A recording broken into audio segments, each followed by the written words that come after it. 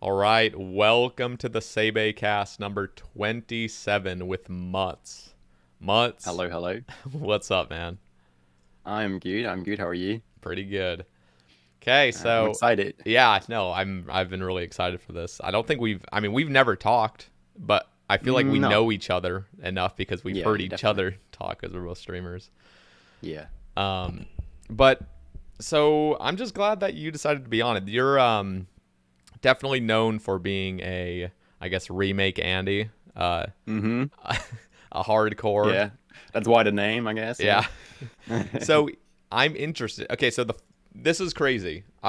Just looking at the Twitter topics we got. Mm-hmm. I just need to find this real quick.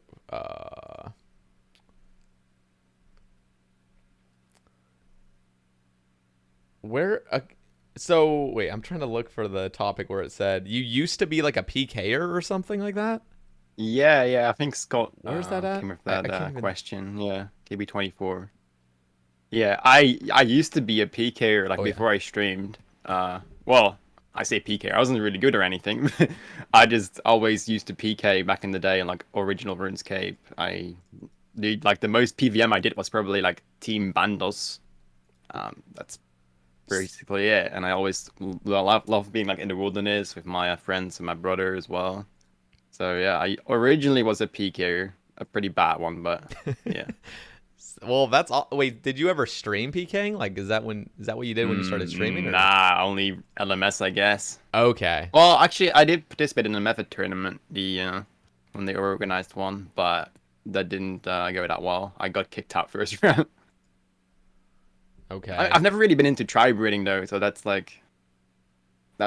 completely new. That's something I've learned over like the last few years with LMS and everything. Yeah. No. So I just never. Yeah, I never knew that. I never knew that you were like initially a PKer. No, So I don't think anyone knows that. yeah. Okay. Wow. Okay.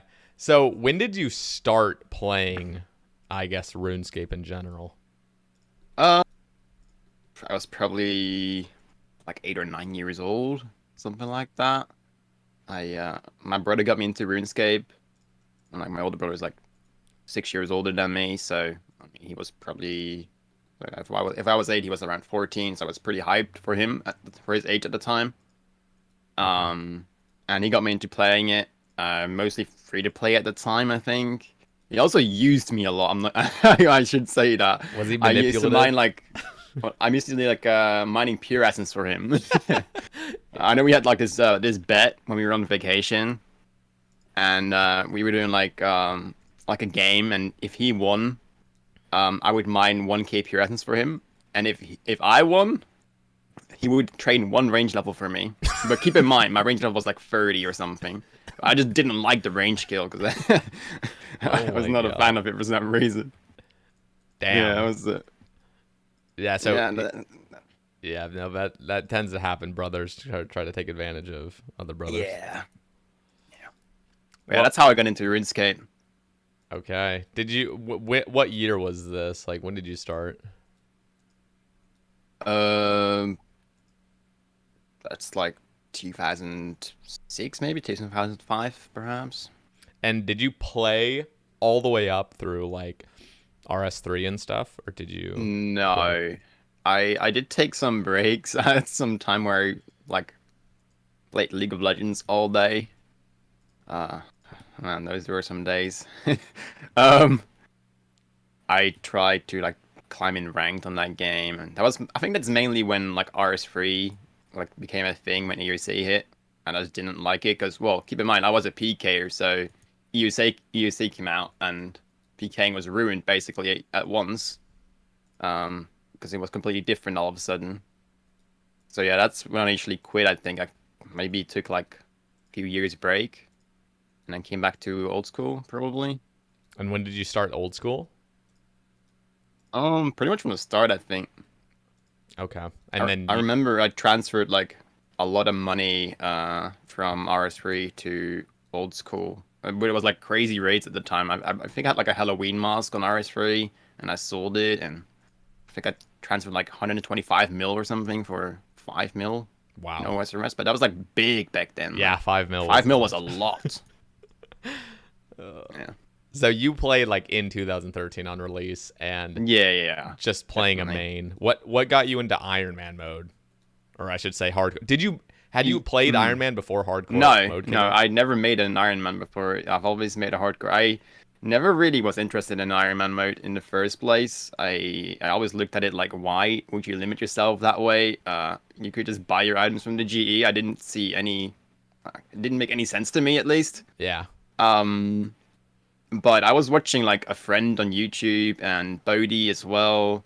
I think like later on I started watching his streams. Like I think he was like the first streamer that I really followed on Twitch. Um, but I was just interested in the hardcore Iron Man game mode. It was interesting to me, like, oh, you can't die, and that's kind of what got me into it. I never really wanted to play an Iron Man. I just wanted to play a hardcore. Yeah. So the Iron Man just came with it, really. Yeah. No, that was kind of similar to me. When hardcore came out, it wasn't like the hardcore aspect was definitely really exciting, but it was like an Yeah. excuse to play Iron Man because I didn't ever want to play Iron Man beforehand because I wasn't playing on Hmm. release of the original. If I had been playing on Oh release of the yeah. original, I would have like full on went out on it, but like Hmm. I didn't get that chance, so hardcore felt like that like second opportunity. Yeah. Yeah. I remember like my first hardcore that I made. Um, I think I was doing like chambers at the time with my brother, and whenever he like needed some time, like I didn't have a team basically. I would hop on this new account that I made, which was a hardcore Iron Man, and all I did was claim the free runes at Lumbridge from the like tutorial guy, and just cast airstrike on goblins. That's all I did. And I didn't take it seriously at all until one day I was like bored and I didn't have a team for chambers. So I was like, oh, I'll do some free to play quests because why not? I didn't want to take it seriously yet. And then all Yeah. of a sudden, at some point, I had everything completed apart from Dragon Slayer, I think. I was like, this is kind of fun. You know, I'm gonna keep playing this. So yeah, that's kind of how it happened. So what inspired you to start streaming? And when did you start streaming, in fact? Um, Started streaming a little over 3 years ago now, I think. Okay. Um, and I think I told myself one day, like I was playing the hardcore and it was doing pretty well at the time. And it was like my original hardcore mutts. Um, it was doing pretty well, and I kind of told myself, like when I was like starting the mid game grind, I think, oh, okay, if this guy makes it very far, I'll start streaming. And well, that's kind of what happened. I made it quite far, and I got to Cerberus, I think, and that's when I started like actually streaming. I did one stream before that. We were doing like raids with the clan, and we had one particular person, Warpet. He still comes into my stream every now and then. He's like my longest time sub as well.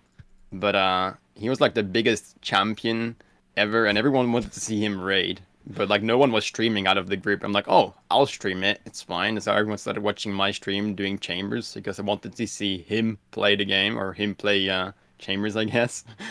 So that's initially like my first ever stream, just Wow. because not because they wanted to watch me, because they wanted to watch someone else. But did they give you like I don't know at least a little bit of exposure initially? Did you get some like follows? Because Nah, not okay, really. I mean, I like I mean, they probably followed me, but apart from that, yeah. not really. Those first streams, like I remember, like and you could probably completely know where I'm coming from. Just those first Hmm. streams where you're like trying to build some form of community and you got like 20 Yeah, followers. It's painful. it is painful. I mostly relied on people from the clan tuning into my stream, Yep. and um, from there on, it kind of grew. I had some very generous people and some humble people coming into my stream as well, and from there on, it just grew and grew. I really kicked off like when my original hardcore died, believe it or not. That's when I blew up on Twitch because I mean that clip was pretty funny. I must admit it was a pretty That was the funny Cree clip. clip, correct? Yeah, that's the Armored Minions, Yeah. Oh and God. with my follow alert being like, I don't know what it was, like yes, yes, no way. I think that was like me saying that, And I went, no, no, and then my follow sound came, yes, yes, no way, as I died. It was perfect timing, honestly. God. The person that followed back then is also still a VIP in my chat right now. Oh, that's hilarious. Mm. Yeah, that must. So what? I'm actually just curious. What was going through your head when that happened? Because that was your first ever hardcore. Technically my second, Okay. but the first one I streamed, I guess. My first one died to a Releka market card. Okay. Yeah. We just don't talk about that. Just yeah. I mean, there was a story behind it, but maybe we'll go back to Yeah. that Yeah. later. Um, but yeah, what went through my head? I guess the kind of disbelief. Like, as I was dropping to the ground, I'm like, wait, hold up, this isn't right. Like, how could this happen? Because I did that like a lot of times, like flicking the minions, and I Yeah. was used to flicking on low HP. It was I kind of got used to it, and well, I mean, afterwards, everyone's saying like, why were you sitting on that low HP? Why didn't you just eat? I mean, I was doing that like for a lot of kills. It wasn't like anything special that I was sitting on low HP flicking the minions. I just happened to like miss a tick, I believe, or was one tick late, something like that. And I just hit for 2115, which was very unlucky actually. Yeah. Like 2115 KO, like that Yeah. was kind of brutal, but yeah. Oh God. Just awful. Yeah. I mean, it got me partnership in the end, so Yeah. I guess it's sort of worth it. It made me get a lot of exposure on Twitch, and I had a Was it just the clips like view like I'm assuming it was shared like everywhere. Was that yeah, I think like almost the whole community at the time saw it. because I had It saw it, was yeah, that's for sure. Yeah, it was a combination of the clip being like spread everywhere and me progressing on Nutsmuts, which was the account after that. Like I progressed very quickly at the time. There wasn't really any streamer that like had extremely fast progression on a hardcore, I think. Now there's been plenty that have progressed insanely fast, but it's also a lot easier now, I guess, to Yeah. progress faster. So And everyone knows like the methods as well. yeah, Just exactly. do this, do this. So what keeps okay, so two questions. First one is how many hardcores have you made now? Total. I keep forget. I need to always go to my chat and like type the command defs. A lot like it's something lately. I've just been forgetting my amount of defs. Okay, 7 defs. Okay. So you've made 8, correct? Yeah. Well, 9 with backup Andy. Okay. Backup Andy is technically my 9th one. Yeah. Backup Andy. Okay. So I'm honestly, whenever I watch hardcore streamers and they die and instantly remake, they had no idea they were going to remake that morning. And then Yeah. they just send it. And then they go really hard. Like, Yeah. what motivates that? Seriously. And like you're one of those people that just you remake I and you think go hard. yeah. Well, I think it's to do with more like multiple reasons. One of the reasons being you've been well, assuming you've been in like late game, assuming you made it very far, you've been in the late game for a long, long time, and like if you then start doing early game again, it kind of feels refreshing in a way. At least that's my experience. Yeah. When I've died in like a high level hardcore. So I think it's that, and it's also just the playstyle. It's very hard. Like once you get into hardcore admin mode, it's so hard to get out of it. Like you're used to having that risk of losing your account or losing your status, and if you then start PVMing and that risk isn't there, it doesn't feel right, and you don't really get the same satisfaction out of doing PVM than like before. At least that's me. Yeah, I feel no, like that's a lot more people as well. I can totally understand that.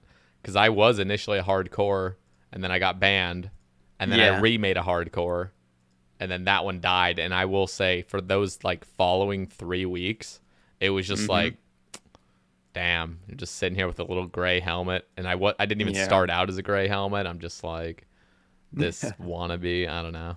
So Yeah, exactly. I definitely feel that. So, but you have played on your Iron Man, and I guess I'll just ask, like, how do you? So you already said like it's not the same feel, but do you sometimes kind of wish you could get out of the hardcore remake and just focus on an Yeah, account? definitely. I like I say this sometimes. Like I kind of wish I could enjoy a regular Iron Man because I keep throwing like hours away, I guess, in a way, because I just don't touch the account usually after it dies. Well, not so much as like an exception, Yeah. and I guess hardcore mods is now my alt, so I do play it, but a bit different. Um, but yeah, I kind of wish I could enjoy it as other people do, because I would just have an insane account probably at this point if I were just playing an Iron Man. There is a So yeah. downside to it, and that downside is you're just hard camped at Nightmare and or Nightmare and Corp for the rest of your Yeah, life. I mean, not much different right now, Yeah. I guess, Yeah, but that's true. that's the grinds I have left on the main hardcore. So Yeah, I mean, seriously, I don't keep up with every hardcore hmm that like all the hardcore streamers make, but I swear they will restart an account, you included. You'll restart an account, and I swear yeah, it feels like a week, and you're already at like 95 Slayer, like just like that's literally what it feels like. But it's just yeah. because I mean, like time, I don't know, time just feels like it's going so fast. it does feel like it's going very fast, especially like in these times. I don't know, Yeah, no, for sure. bro. Like, look at someone like Beard Squad, for example. Like his account progression is insane. Like, I don't know Beards how he does it, man. I was there when Beard Squad was the first hardcore to 99 Slayer. Went to his little Yeah. party because I was a hardcore at the time too. I was up there. I was like ranked 40 overall, so I had a hmm little bit of clout to my name, but I didn't stream back then or anything. And No. no, but Beard is like, what the fuck? Do you remember Yeah, I that? don't Do know. you remember He that just keeps stream? going. He did like a dead man mode thing for like 40 hours just Really. training. Like that. What? It was some dead man like a season thing, and he had like it just restarted like after like the previous season, and hmm he streamed for like 40 hours straight and just trained. I'm Yeah. like, holy fuck, like I don't know how you stay up Yeah. for that long I doing that. struggle with 24 hours usually. Oh So yeah, same. They're rough. can't imagine. Yeah. No, that we got some absolute gamers. Alfie's another one that just goes Yeah, he hard. goes hard as well. Not recently, I think. I think he's been taking it quite slowly the Yeah. last account, I guess, maybe. He Been got playing he a lot got of Rust as well. he got fried on his Yeah. I don't even I know mean, I what don't blame number. him Yeah. at all. So we have a bunch of Twitter topics. Thank you guys for hmm contributing. But I want to ask a question that I kind of, and this might even have been asked. This might have been inspired by one, but like, what do you feel about the culture of RuneScape Twitch streams, like OSRS streams, Mm. like the culture that like it just seems like hardcore is the is like it, you know, like hardcore is like the mode Yeah. you do when you're a streamer. So how do you feel about that culture? Because I'll just like expand a little bit on it. Right. Everybody seems to like just rip on hardcore mode with like Yeah. even like you guys yourselves will rip on it of how just stupid it is that you could just die to a DC, yet it's like It is. the thing to do, and every viewer loves to watch it. Well, not every viewer, but the majority of viewers love to watch that, and streamers continue to push it out. So what do you feel about just that in general, like the culture of that scene? I think it makes sense because it's just about that risk factor.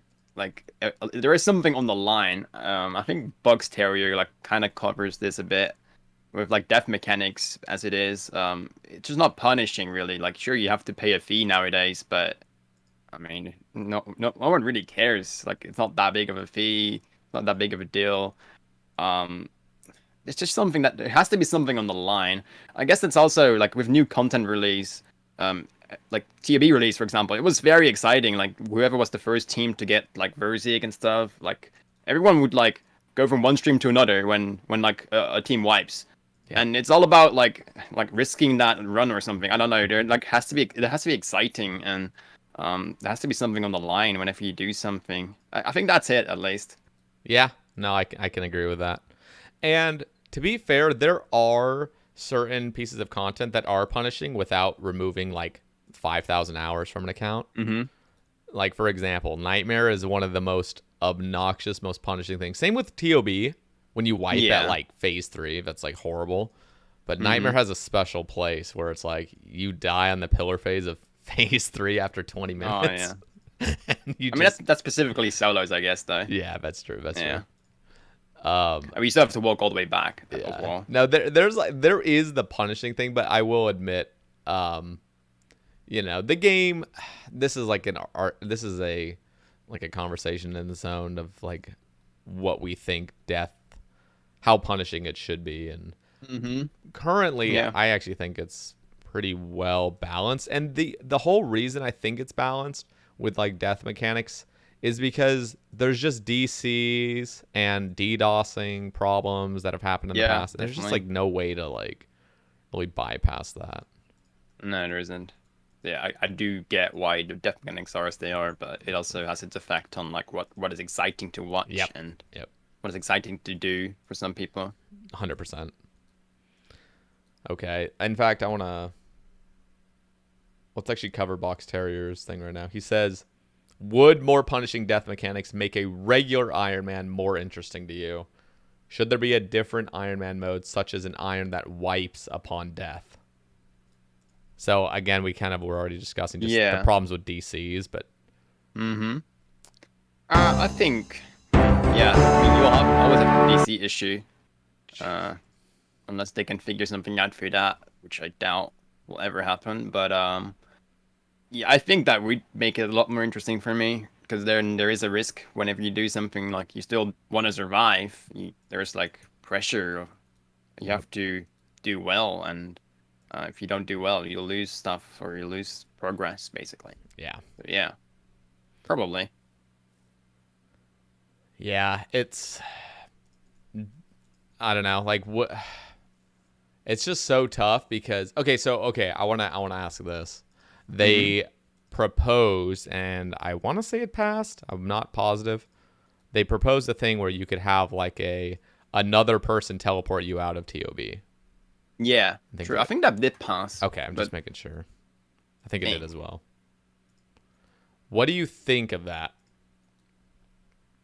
Um, I think it's fine. I do think it's hard to pull off though, if I'm gonna be honest. Like, there's not much time to run Yeah. towards someone unless you can throw it or something. I don't know, Or but I think it's just a thing where somebody can have it and they click it and you instantly go. I don't think you have to throw it or uh, anything. hmm, I think it like connects to you. I right. could be wrong. Yeah, I'm not too sure about it. Um, I think it's good. Like, it's DC protection somewhat in Yep. a way. I don't think anyone would use it to save someone because they're in a bad situation. I doubt it would really get used like that unless Yeah. if you have to get saved like that, you're not ready for it. So, Yeah. You would save I, yourself, I feel like, but yeah. yeah, like definitely. Yeah. No, I asked you first because I like to ask hardcores that have already remade a bunch of times and maybe feel it's unfair. Nah, I mean, it did feel like when I saw it, like, bro, if only this was in the game back then. Yeah. But yeah, Yeah, no, can't that's gotta really. hurt. I mean, I'm still doing TB myself. Like maybe if I had it done, maybe I'd be like, oh man, it's unfair. But I probably still wouldn't have minded it. Yeah. No, I think it's a great thing for the and I'm surprised they can even code that. Like it's Yeah. pretty crazy. But I always think, DC protection, sure. In fact, I'd almost say it would be okay if you just had that all around the game. You just had like Yeah. a crystal that just you could just be on another account with a different like Wi-Fi or something. Oh And then yeah. and then just Yeah. whenever you DC, just insta click that teleport like on the other account. So Yeah. Yeah. Yeah. I Sure. mean, if those are the like procedures that you're willing to like make every single time, I think it's totally Yeah. fine. I do wonder though. Like, surely they can see like server DCs, right? Like whenever their server Yeah. DCs, like let's say your internet DCs, tough shit, kind of. Should have gotten better internet, I guess. Like that. Yep. But if it's the server side, if it's not your side, I feel like it's unfair. So like surely they can see when a server like spikes or whenever it get DCs. I would imagine so, but I don't Yeah, know. what would they the stance they make, and I think it's just the easiest stance for Jags is they don't have to do anything. Is just Yeah, I mean it's just they yeah, have to invest in it. They have to invest in a system that would work for hard cramming, but at the same time, they kind of have a flawed game mode now, where if the server DCs, you can just get fucked over. yep. So yeah, I Do don't you know. do you think that every single piece of content should be dangerous for hardcores? Mm, In an ideal situation, I should ask, or I should say. Yeah, I think like let's say Hard Crime came out tomorrow. I would say yeah, everything has to be a dangerous death. Yeah, definitely. That would make sense. Not dying, like that's the whole point of the game mode. So, um, unless it's like unavoidable in like a quest or whatever, I don't know. But yeah, I think if you die anywhere, then Yeah. you should just lose your status. So what do you think? I've heard talk that they're going to come out with an Inferno hard mode. I mean, Mm-hmm. that should be dangerous, you think? An Inferno hard mode. That's Um, let's just imagine mm, it is like Inferno. It's like Inferno was on release, just like yeah, Inferno 2. It's a lot harder, so it'll take a day for like Wooks to do it. But yeah, yeah. would that let's just say also in the past, like, and if Infernal Mm. capes had always been dangerous, do you think an Infernal cape Oh, on a on a hardcore would have been the most crazy thing ever? yeah, definitely. Yeah, yeah, yeah, 100%. God, that You can get staked out at Inferno so quickly. I really wish it had been dangerous in hindsight. Like, I'm just Yeah. looking at it now, I'm like, that would have been so Mm-hmm. cool. You see a Yeah, but it, hardcore with an Infernal, you're like, there's no. It's different when you see like a hardcore with like a scythe or something. Like, mm-hmm. they could have potentially spooned it, 1 KC or something, or gotten Yeah, carried. But when you see a person with an Infernal cape, like, you got to yeah, that's understand true. the risks they were taking. Like, Yeah. I would say though, if Inferno hard mode would come out today, I don't think it should be dangerous because Inferno isn't dangerous itself. So I think in the current game as it is and the current game mode as it is, I don't think it should be dangerous because of how everything has already been.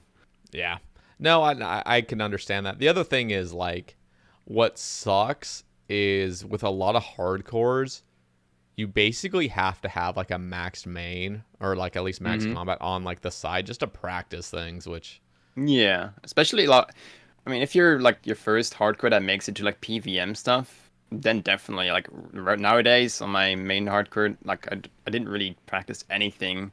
Um, to do on that account, I think. But that's all because I've already done that on other hardcores when I practiced on my alt before. Well, maybe like Galvec being an exception, but that's just because of how many one-shot mechanics it has. yeah. All So right. yeah. Um, let's see. So we guess we kind of went into this, but BF Rocket asks, "What got you into streaming, and what is your favorite thing to do in OSRS?" So can Right. you? Yeah. So what got me into streaming? Yeah, let's go a little Just bit deeper into that. the end game, hardcore and gameplay. I think it's mainly like back then there wasn't really any like high level hardcores. I think that's like streamed or barely. Um, doing Cerberus back then, like I think Foe did it. Um, and he has like number one KC for all we know because there wasn't any high scores for it yet, which was like 1.1K. And it was like it was not a usual thing for hardcores to do Cerberus. Like there were very few hardcores that I knew of that would do Cerberus because that was like the big thing back then. There It wasn't really really anything was. else. Now that I think back, yeah. Yeah, and it was like the most dangerous thing you could do. Um, so it was very exciting, and it was also like a sense of accomplishment. Like, yeah, like you're one of those few people that have taken on Cerberus, and it was very unusual. So that's kind of like I really want to stream it because it wasn't really shown that much. Not really many people streamed it. So yeah, I think that's kind of That was mainly the what got me thing. into streaming. Yeah. Okay. And like, what's my favorite thing to do? I don't know if I have a favorite thing. I do a lot of stuff in the game. I don't really like Rocket Camp's raids all day usually. That's the main thing he does. Yeah. I don't really. I mean, I guess you could say TAB is the main thing I do, but that's not even true. Like, I don't. I do other shit as well. Yeah. Um, I guess I'd still say TAB is like most fun thing to do for me because of like how risky it is and how rewarding it is to see that purple chest. Like it's Oh, so rewarding. It feels so so good. good. Like the first purple you get, that feeling, like especially on a hardcore, I would like to think, like bro, that's gonna be an item for me that I don't have, and Yep. it's gonna be sick because there's not many hardcores with TOB items, and that just feels amazing. Like when you see that purple, like dude, it's mine, I got a purple. You just got so excited. I think that's the main thing. Like even with chambers, like getting your first purple, it's it always feels amazing because anything is good really. Everything is a unique. You can't get a dupe. I mean, I guess with chambers you could maybe say that an arcane scroll is not very good, but even if it's new, like it's still an unlock. It's still Yeah. something new. So But yeah, I vividly remember your scythe on the hardcore, that clip where yeah. you were just lost for words. Hmm. So I wanted to know the full story. Was that to complete TOB? Like, have you completed TOB on a hardcore? Just to... No, Okay. no. I never completed TMB before. My current hardcore is the closest, but Okay. still need the scythe, so Oh, so right now you're uh just missing scythe. yeah. Okay. So Yeah. when you got a scythe though, there had only been, I believe, one other hardcore. Yep. One other hardcore. XZN had a And scythe. didn't he just get one? Like, or I Um, don't know how long ago, like I at don't that it was time. probably wasn't that long that he had it, no. Okay. Yeah. And not long after me, Signet got one as well. Oh yeah. But I was like the first streamer to get one, Signer so that's kind of spooned crazy. that place. Hilt, Oh Hilt was yeah, his that last was thing, wasn't something it? else. Wasn't Hilt his Uh, last thing he yeah, needed? yeah, Vernon Guild was the last thing, yeah. That is so stupid, dude. It is. You'll see people with like 12 hilts and like 2 justice Yeah. pieces and nothing else. Like, oh my god. Yeah, I think I had like 7 of Vernix or something, or 6 on Nuts Mutts. So, uh, I guess I brought that up, but I want to ask, what is the best moment you've had playing the game? Like most exciting By far the Elysian Sigil. on By that's on your far. current account, correct? Yeah. And what KC was that? 45. What is up with all the Well, spooning Ellies? You had gotten yeah. it around the time Defy did, right? Or a little bit before that? Yeah, definitely a bit before that. Okay. Yeah. Everybody He was didn't get it spooning long Ellies. after me, though. Like, I don't know Sorry? if you noticed that. Like, everyone was spooning Ellies right then. Like, I mean, you gotta keep in mind, though, like, no one really goes on raid for an Ellie. Like, oh no yeah, one kills nobody. that many corp. Well, I say no one, but almost no one kills that many corp. Yeah. Like, there's not many Iron Men that have the raid for an Ellie. Yeah. No, for sure. So you always see the spooned ones because there is barely any non-spooned ones. So, the Ellie was the best thing you've ever seen, or Yeah, just your best moment? I would like to think it's my favorite moment, like the moment I got the most excited. Like I wasn't. Keep in mind, I didn't have anything from Corp yet. Like my log was empty, so I was maybe expecting like a Spirit Shield, maybe Holy Elixir. Yeah. I was not expecting a Sigil whatsoever, let alone an Elysian Sigil. Like, dude, that's like the most crazy thing to get like on an account, Yep. in my opinion. That's still to me like one of the greatest items you can ever see on the ground. And Yeah, not only is it such a cool item and so iconic, and like it's actually really, you know, it's actually a good item too, like stats wise, like just that yeah, passive effect and definitely. stuff. But also, it's the relief of just I Mhm. don't have to go beyond like 4,000 KC to go get an Ellie if I ever camped it. You know, it's like it's done. Yeah. Like it's the relief is the most part. I feel like I guess so. Not for me though, because I wasn't really planning on going for an Ellie. that's true. I did say that like earlier in that same stream I got it, I think. I was like, oh, if the only way I'd go for a completion at Corp is if I get the Ellie before having both Arcane and Spectral, because I would Yeah, go for those two.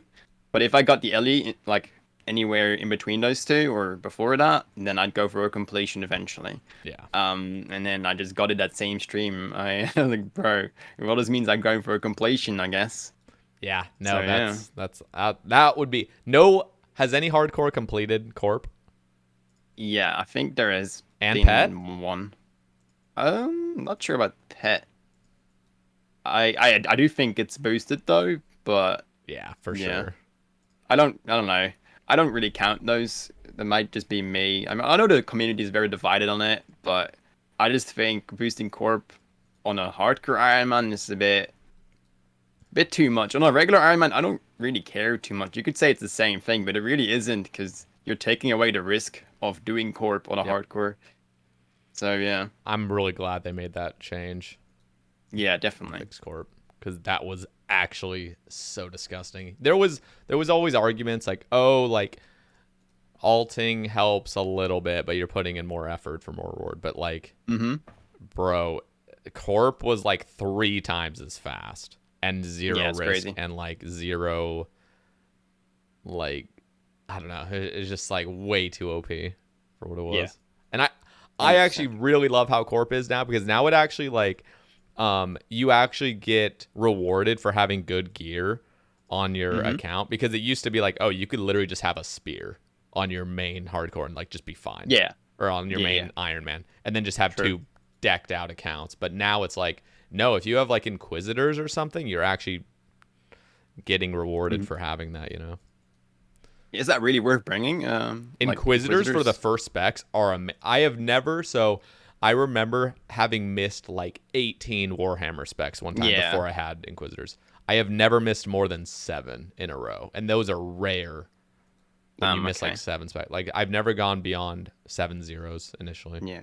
Would you think, like, let's say I had a full Inquisitors, would you think it's worth it for me to do it on a hardcore?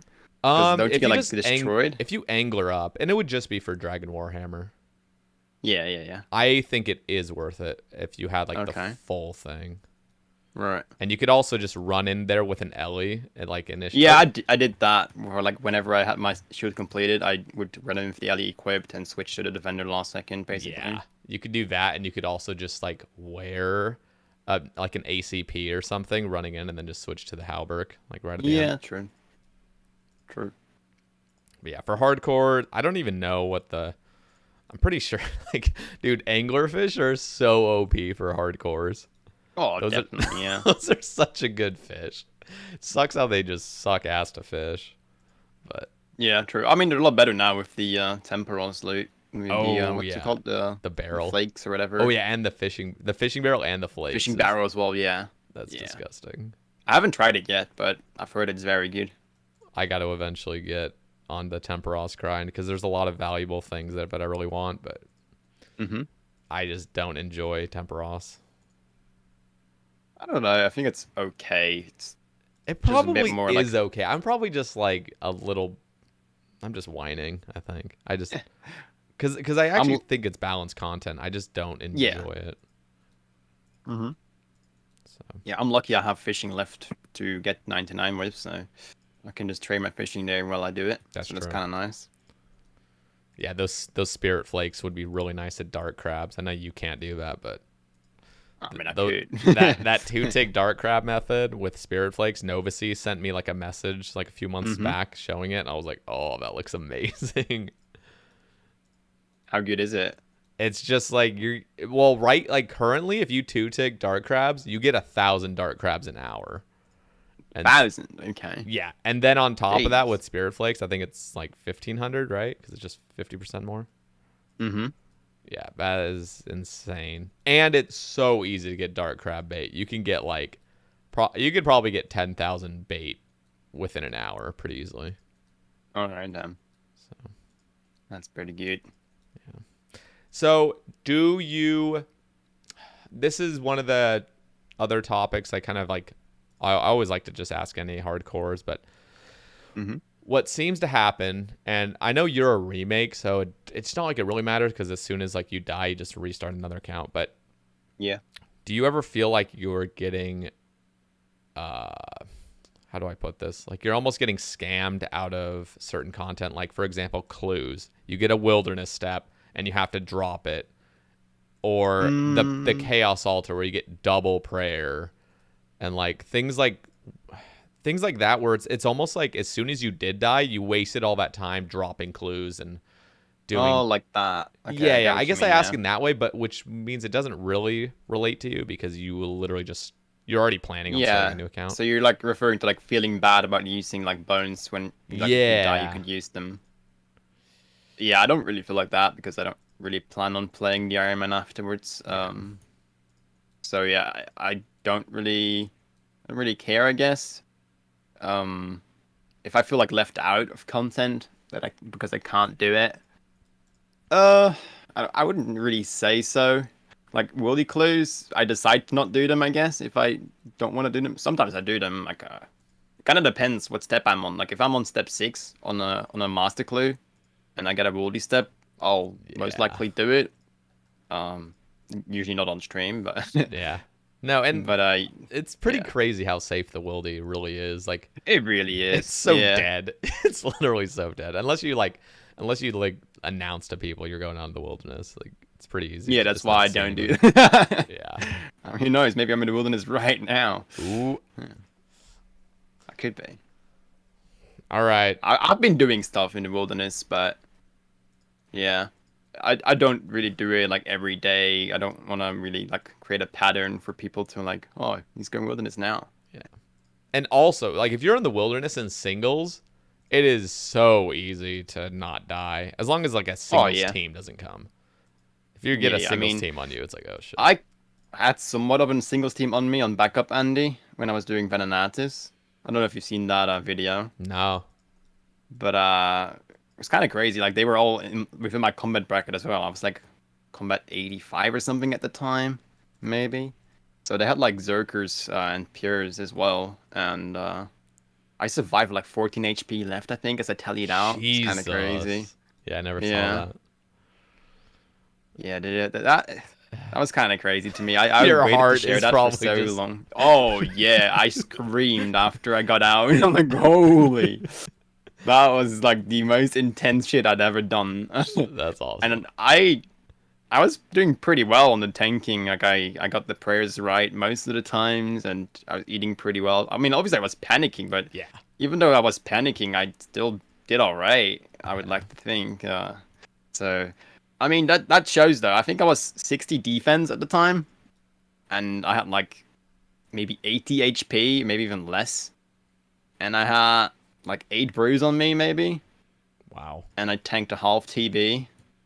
So yeah, I was kind of proud of that one. And that also boosted my confidence a lot because, well, on the main hardcore, I have an Elysian and like the stuff with the dead and full Justy Yeah, that would be Armadillo. crazy. So I was like, oh, if I can tank on this account with 60 defense, I mean, it wouldn't be an issue for me to tank a singles team on the main hardcore. I mean, this was like maybe not that organized of a singles team, like not a maxed gear. They were pretty geared though for the combat level bracket, but it's not like all volatile staffs and everything like that. Yeah. But yeah, it did boost my confidence a lot That's being in cool. the wilderness. I feel all right in the wilderness. I'm not like that scared.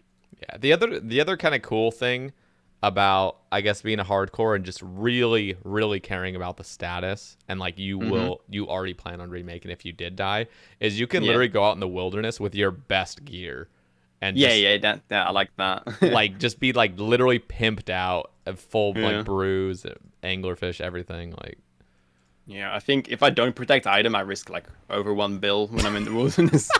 I don't really have a reason to protect item, so yeah that's mm. insane.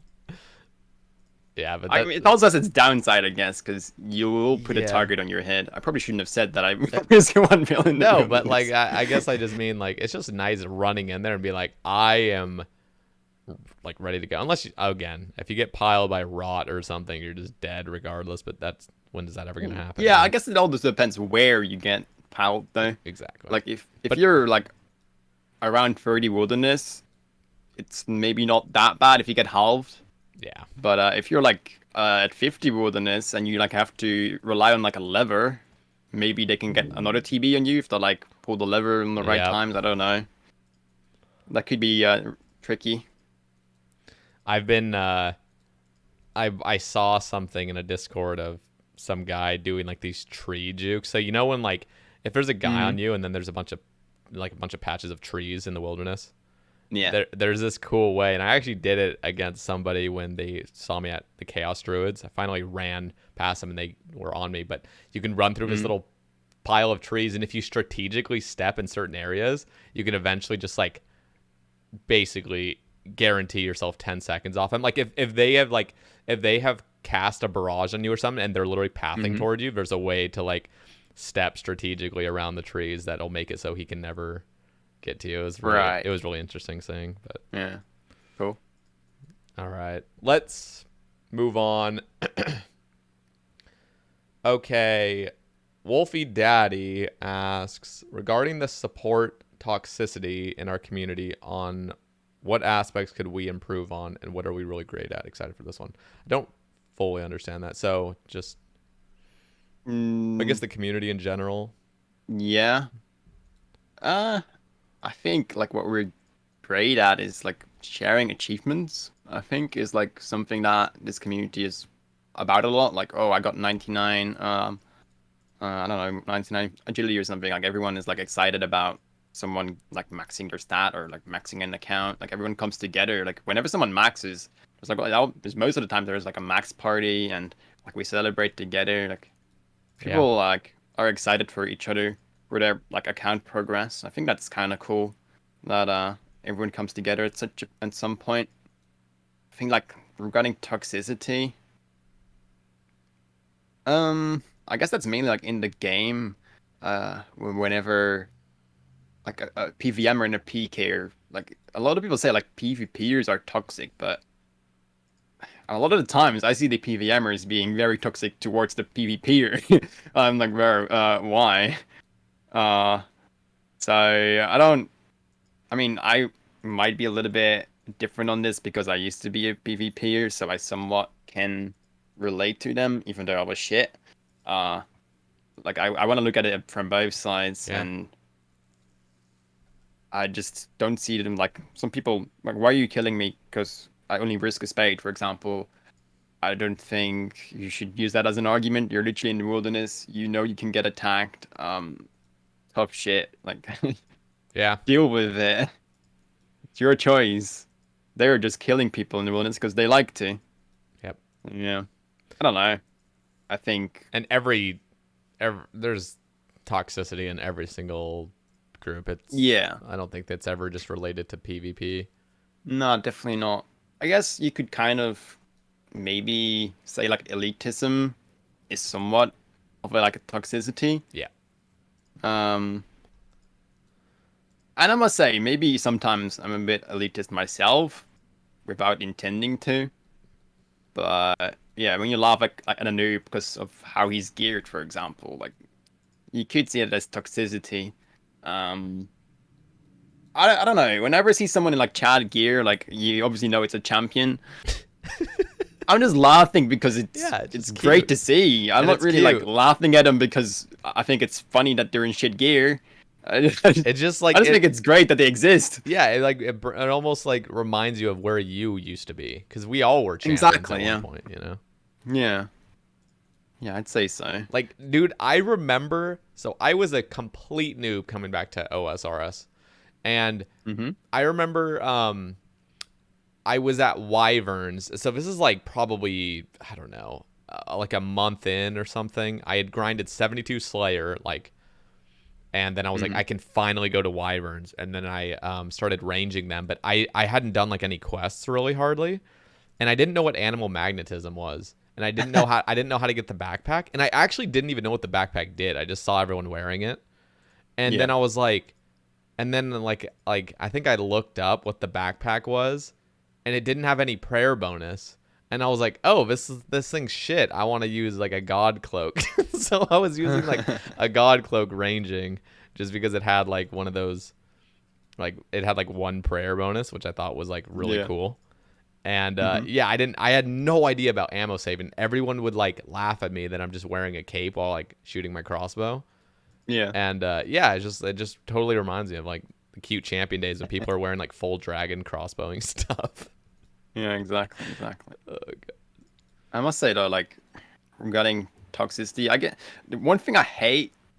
Like people when we're doing like team chambers. I don't know if you do many team chambers, but Nah. um, I sometimes see like when I'm watching streams or when I'm doing like a mass raid myself or something like that. And there's always people that are like, do this, do that. You're not doing this correctly. Um, I kind of hate that. Like, dude, some people are just not that experienced with the content. Don't like flame them like because you know best. I just I kind of hate that. Like people are like, oh, you're doing it wrong again. Like, oh, dude, just leave the raid or whatever. I don't know. Yeah. That just triggers me. I'm like, bro, like you gotta accept that some people aren't that familiar with the content yet, Yeah. and And there's definitely a difference of saying you're not doing it right and like flaming you for it, and then if yeah, somebody's asking, please help me where you can, like give me advice. There's definitely yeah, exactly. Yeah, a line there. yeah, for sure, for sure. I like to do like sub raids as well, and I don't always get like the most experienced people on the sub raids, and I mean I know that I signed up for that, so as long as there's not like all learners in my team, I'm fine with it. But yeah, sometimes they're like low KCUs with me, and I just try to give them like constructive feedback, I guess, like something that they can do something with. Yeah. But sometimes they also feel bad because they feel like they're dragging the team down, and then they'll end up leaving after the raid anyway because they're like, oh, I don't feel comfortable because I feel like I'm letting you guys down. So yeah, I just tried to be like including. I guess I don't want to say like, oh, you can't come because you don't have any experience because you gotta get experience by trying it. So Yeah. No, that's that's humble of you to bring other people. I never really did. I did a few team chambers back when I used to do chambers like 2 years ago, mm-hmm. but they always just stressed me out. And sometimes you just have to accept like when you do things like that, like community events, you just have Mm-hmm. to totally disengage from like I don't know. You almost just have to like let people do what they're gonna do and just try not to Yeah, let it bother you. Just like you know what, yeah, it's yeah, just a for sure. game. Let me just like sit back, relax, just do my own thing, just not worry. Because if you're trying to be like, no, no, no, do this, do this, do this, like in a helpful Yeah, way, it gets overwhelming. It's just so definitely, stressful. definitely. So Yeah, sometimes you just let people learn, and you know, yeah, definitely. what do you think actually of team content? Do you think solo is what I ask this a lot, and a lot of people love solo content because it doesn't involve any planning with other people. You can just go Yeah. send it a million times. That's RuneScape's a grinding game where it's like Mm-hmm. you just want to go in. But what do you think of team content? And then the other question is, do you want Raids 3 to really be exclusive to teams and not be a soloable thing? Um, I think team content is good. Uh, I don't mind the option there to be solo, like for it to be soloable. I do feel like it's a bit weird that sometimes the solo method is like always the best method to do. Like when it comes to like getting items, like, it's like the most efficient way of doing something. I'm not sure if that should be the thing or should that should be the case, but I think team content is fine. I get that some people don't like it, maybe, but at least like let there be a choice. Like, oh, you can do this in a team or you can do it solo. I think that's fine. Um, I think team content is fun, in my opinion. I think it's Yeah. fun.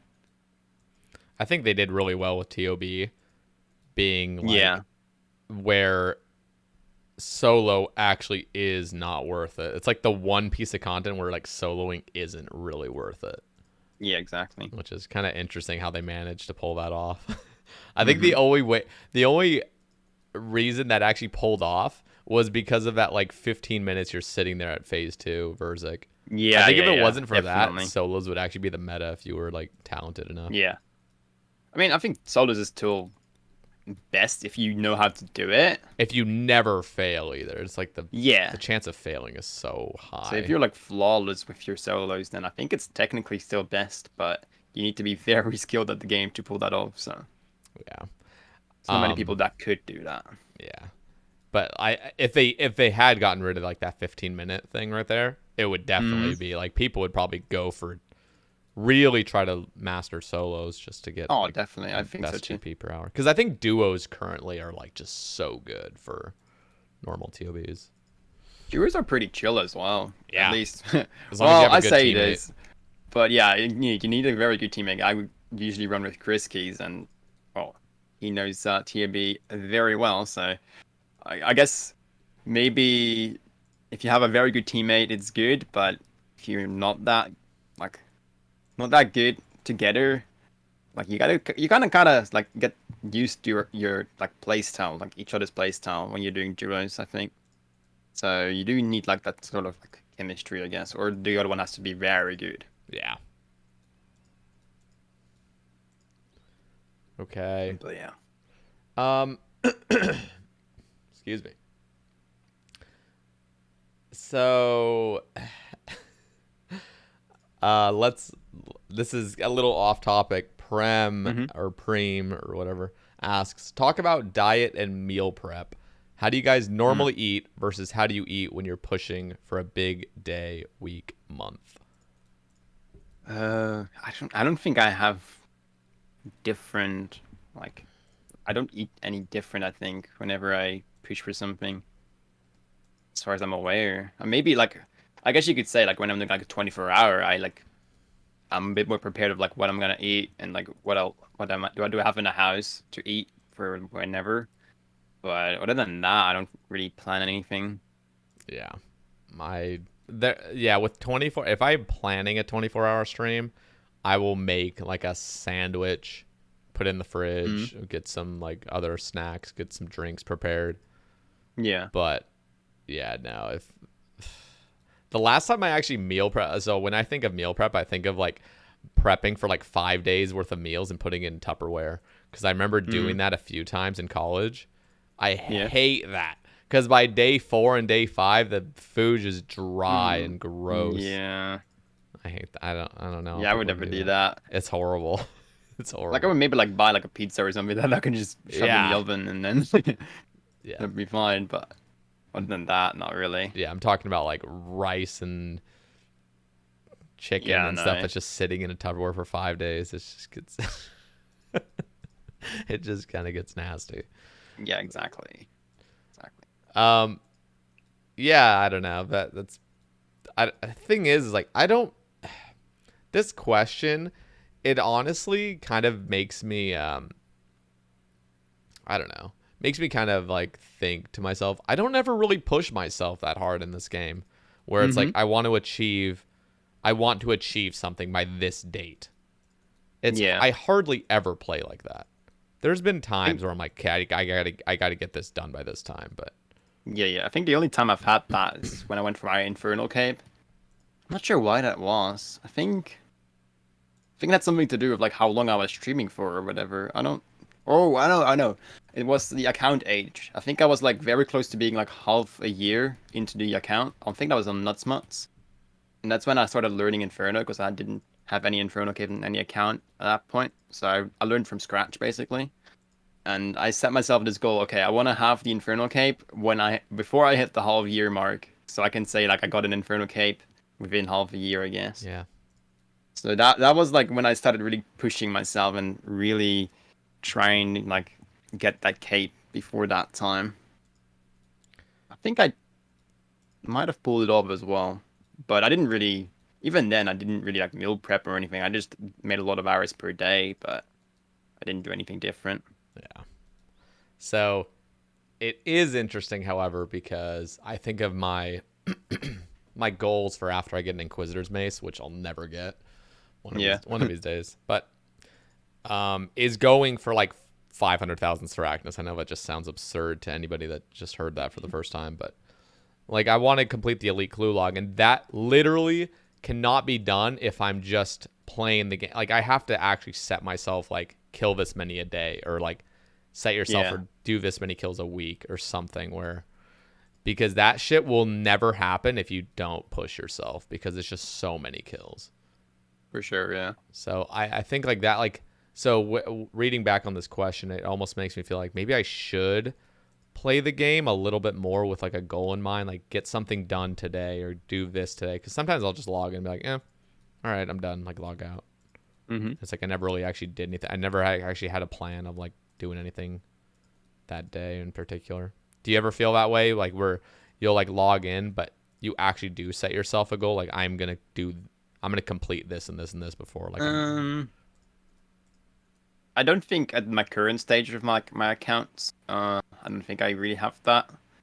Like I definitely like when I'm in like in early game or like the mid game, when you're like going for like Barrow's gloves or something, then definitely I've set myself like goals. Like, okay, I want to achieve this and that.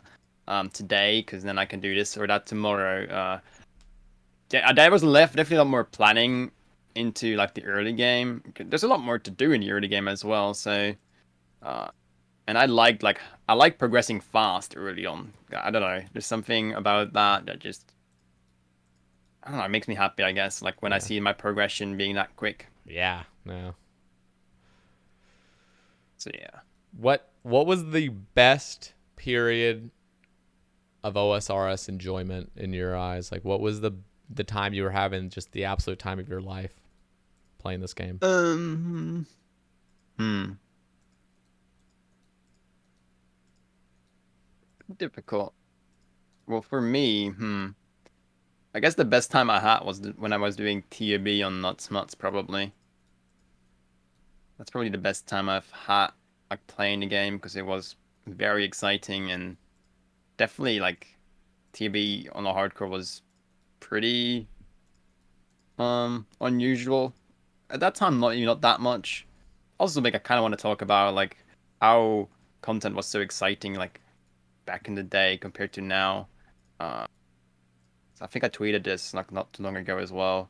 Like when I was doing TAB on my original hardcore, the one that died to the Armor Minions on Hardcore Mutts, I planned a date for when I was gonna do TAB, my first 5 TAB KC. And it was so hyped that people from Australia went and set an alarm midnight to watch my stream. Like that's how big of a deal it was, and nowadays like people are literally rushing TAB with like I don't know 40 combat. I don't Yeah. like they're very low level, and it's just weird how stuff has changed like that. Like it's no longer that big of a deal anymore because everyone in their nan does it. Yeah. Um what so do you think the cure for that, I should say, is making things more, I don't know, like punishing, I guess. Like I'm trying to think. Like imagine if there was a thing, Mm. like imagine like raids 3. Yeah. Like I don't know. I'm just trying to think. I guess I'm going back to like hard mode Inferno, where it's like Yeah. this is dangerous, and if you and like that would be like the content where like a hardcore is doing hard mode Inferno right now. If he dies, it's over. Like he's done, Yeah. and it's a single. Because the thing about TOB is you can be carried, and we saw Yeah. that with what's his face. Mm-hmm. I remember Cloud Badass used to. Yeah. Yeah. He Yeah. was kind of like feel he was like almost a pioneer of just like rushing TOB. There's probably other people as Uh, well, but I think he's like one of the first to do it. Yeah. Probably. I do remember that and being like, this is just silly because TOB really is just as long as you don't die, you're gonna get a good purple rate, and Yep. this is like the best place to be carried because it's just it's so Yeah. I think skewed. there was also a question on that. Oh, was there? Oh yeah. How do you feel about boosting, um, chambers or TAB leeching on hardcore and should Jack address these mechanics? Where's that So at? yeah. What? Um. Who asked that? Nike. Oh, I see this. Yeah. So How? we can jump on that. Yeah. No. How do you feel? Um. I think for TAB it's a bit silly because you just get like a flat rate, I guess, if as long as you don't die. I mean, you do get you get a better chance if you get MVP points, but in the end of the day, it's not You're gonna not. matter Yeah. that And you're much. not Like you gonna still have a have a good scythe regardless. So anybody with a yeah, scythe over you is you're never gonna get MVP. yeah, exactly. Unless you like manipulate it, I guess, because I've done that before where like oh I wanted to make sure I get the maiden MVP by just being the DPSer. I don't freeze anything. I just keep dealing damage on the boss, for example, and I mean, you can sort of manipulate the MVP to your name if you do things differently, but other than that, if you're like a very low account, you can't really do that. So, but yeah, I think I've never been a fan of it. Like I know like Rory has done it with, like DSIM and stuff. I always kind of, I mean, it, I want to say it's fine, but I don't support it. I guess. I think it's a bit weird because you're like not really participating. You're not really dealing any damage. You're just Yep. surviving. I You're agree. basically doing a 2+1. I agree, and I actually was so glad that they finally got rid of 1+1 Nightmare, Yeah. because that was so dumb. How you could have an account that was pimped out with, like, you could have an Iron Man, like, for example, I had full Inquisitor, Scythe, Harm, Mm-hmm. and I'd Yeah. be getting slower kills than some guy with literally a Hosta and just a guy with tanking on the other end. Like, he could Right. literally just have a Right. Hosta, and then you could just go in there 1+1 and get faster kills. Like, Yeah, I that's found dumb. I found that so dumb how you could basically almost rush Nightmare, because all and your inventory in a 1+1, all it had to be was like some food and a couple prayer pots. You didn't even, if you didn't even have like Torstals to make super combats, you didn't even need super combats. You just have your like tank help out with that. Like, really, I mean, Damn. obviously Okay. that would be preferred to bring that, but like, you could have the Yeah. most bare bone thing where you just bring lobsters and like a couple prayer pots and like be chilling. So I always found that silly with like boosting, where it's like you're doing this content like not when you're supposed to, almost, you know, it's, you're just kind of like Yeah, cheesing definitely. it. Yeah. I do feel like with chambers though, that's not really the case. I you can't. I mean, you can definitely leech a team and still get completions, but the way chambers works is that it's based on the amount of points that you have. So it's legit how much have you participated in the raid and how much damage have you done, I guess. So I feel like with chambers it's a bit different. I don't think it should be an issue because Chambers is your great. chance for a purple is literally whatever you participate in the raid. So And the thing is, like, people are like, for example, who's the, Demo, yeah, Damo. I He I guess can that's different. Yeah. no, but I actually think what he does is fine, because I feel like people have in their mind that Chambers is supposed to be a PVM only thing, but it was Mm-hmm. literally designed as a skilling slash PVM thing where Yeah. you do both of them. And in fact, it dropped a Dragon Harpoon initially because that was almost like the skilling thing you Right. get from it, which is Yeah. funny. If that was the only like thing you got, but no, I find it totally fine if you want to fish the entire time and get points Mm-hmm. and stuff like that. Like, that's fair game, because it's literally designed as PVM and skilling. You would like go skill Yeah, for that's points. true. I do think it's a bit different though, because the way Demo does it, he caps his points on like the account he's killing on with. So his points do not go towards him anymore, it goes towards the team. So you're basically adding up like on the cap already that you already have, for them, because he logs out on the account, I think, or he leaves the chat whenever whenever almost dead. So the total rate will have like 600k points or something, or 500k points, while the hardcore has like 130k. I guess that's like the cap, 131k, I believe. So you actually have like a 60% chance or whatever it is, or even higher than that. So it's a bit different in a Yeah, way it is because kind of weird how that all you are works. taking advantage of the fact that that one account that has done all like leaves the chat. Yeah. But I think it's fine though, because he puts in so much effort per rate to get what he's like, what he desires, I guess. It's a lot of planning. Like you need so many more people to help you out as well. Yeah. But I guess it's still kind of leeching in a way. Yeah, now I can see that. But damn, those was it the 1+50 that was like over 12 hours long of just, Yeah. he just looked like a mess, man. He just looked so Mm. exhausted. I was like, this looks like hell, dude. It does seem like hell. Yeah, I wouldn't be able to do that. Yeah, that's crazy.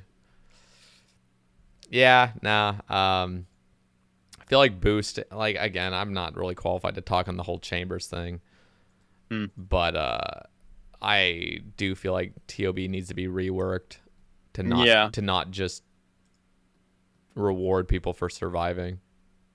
Yeah, exactly. I think so too. Maybe like maybe like put like in the minimal amount of damage you need to deal or something. I don't know. Uh, I always just felt like it should literally just be damage dealt, like, just percentage yeah, wise. It doesn't even need to be room MVPs or true. anything. Just however much damage you dealt in this will be Hmm. your chance.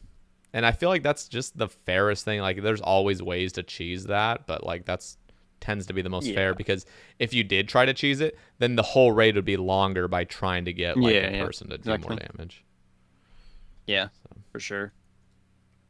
And that's what I've been doing with Chrisky's as well in the duos. Like he lets me, for example, after the Zarpus Creech, he just lets me finish the last phase. He just doesn't touch it or barely touches it. Oh, nice. So it's like Just to, guaranteed MVP.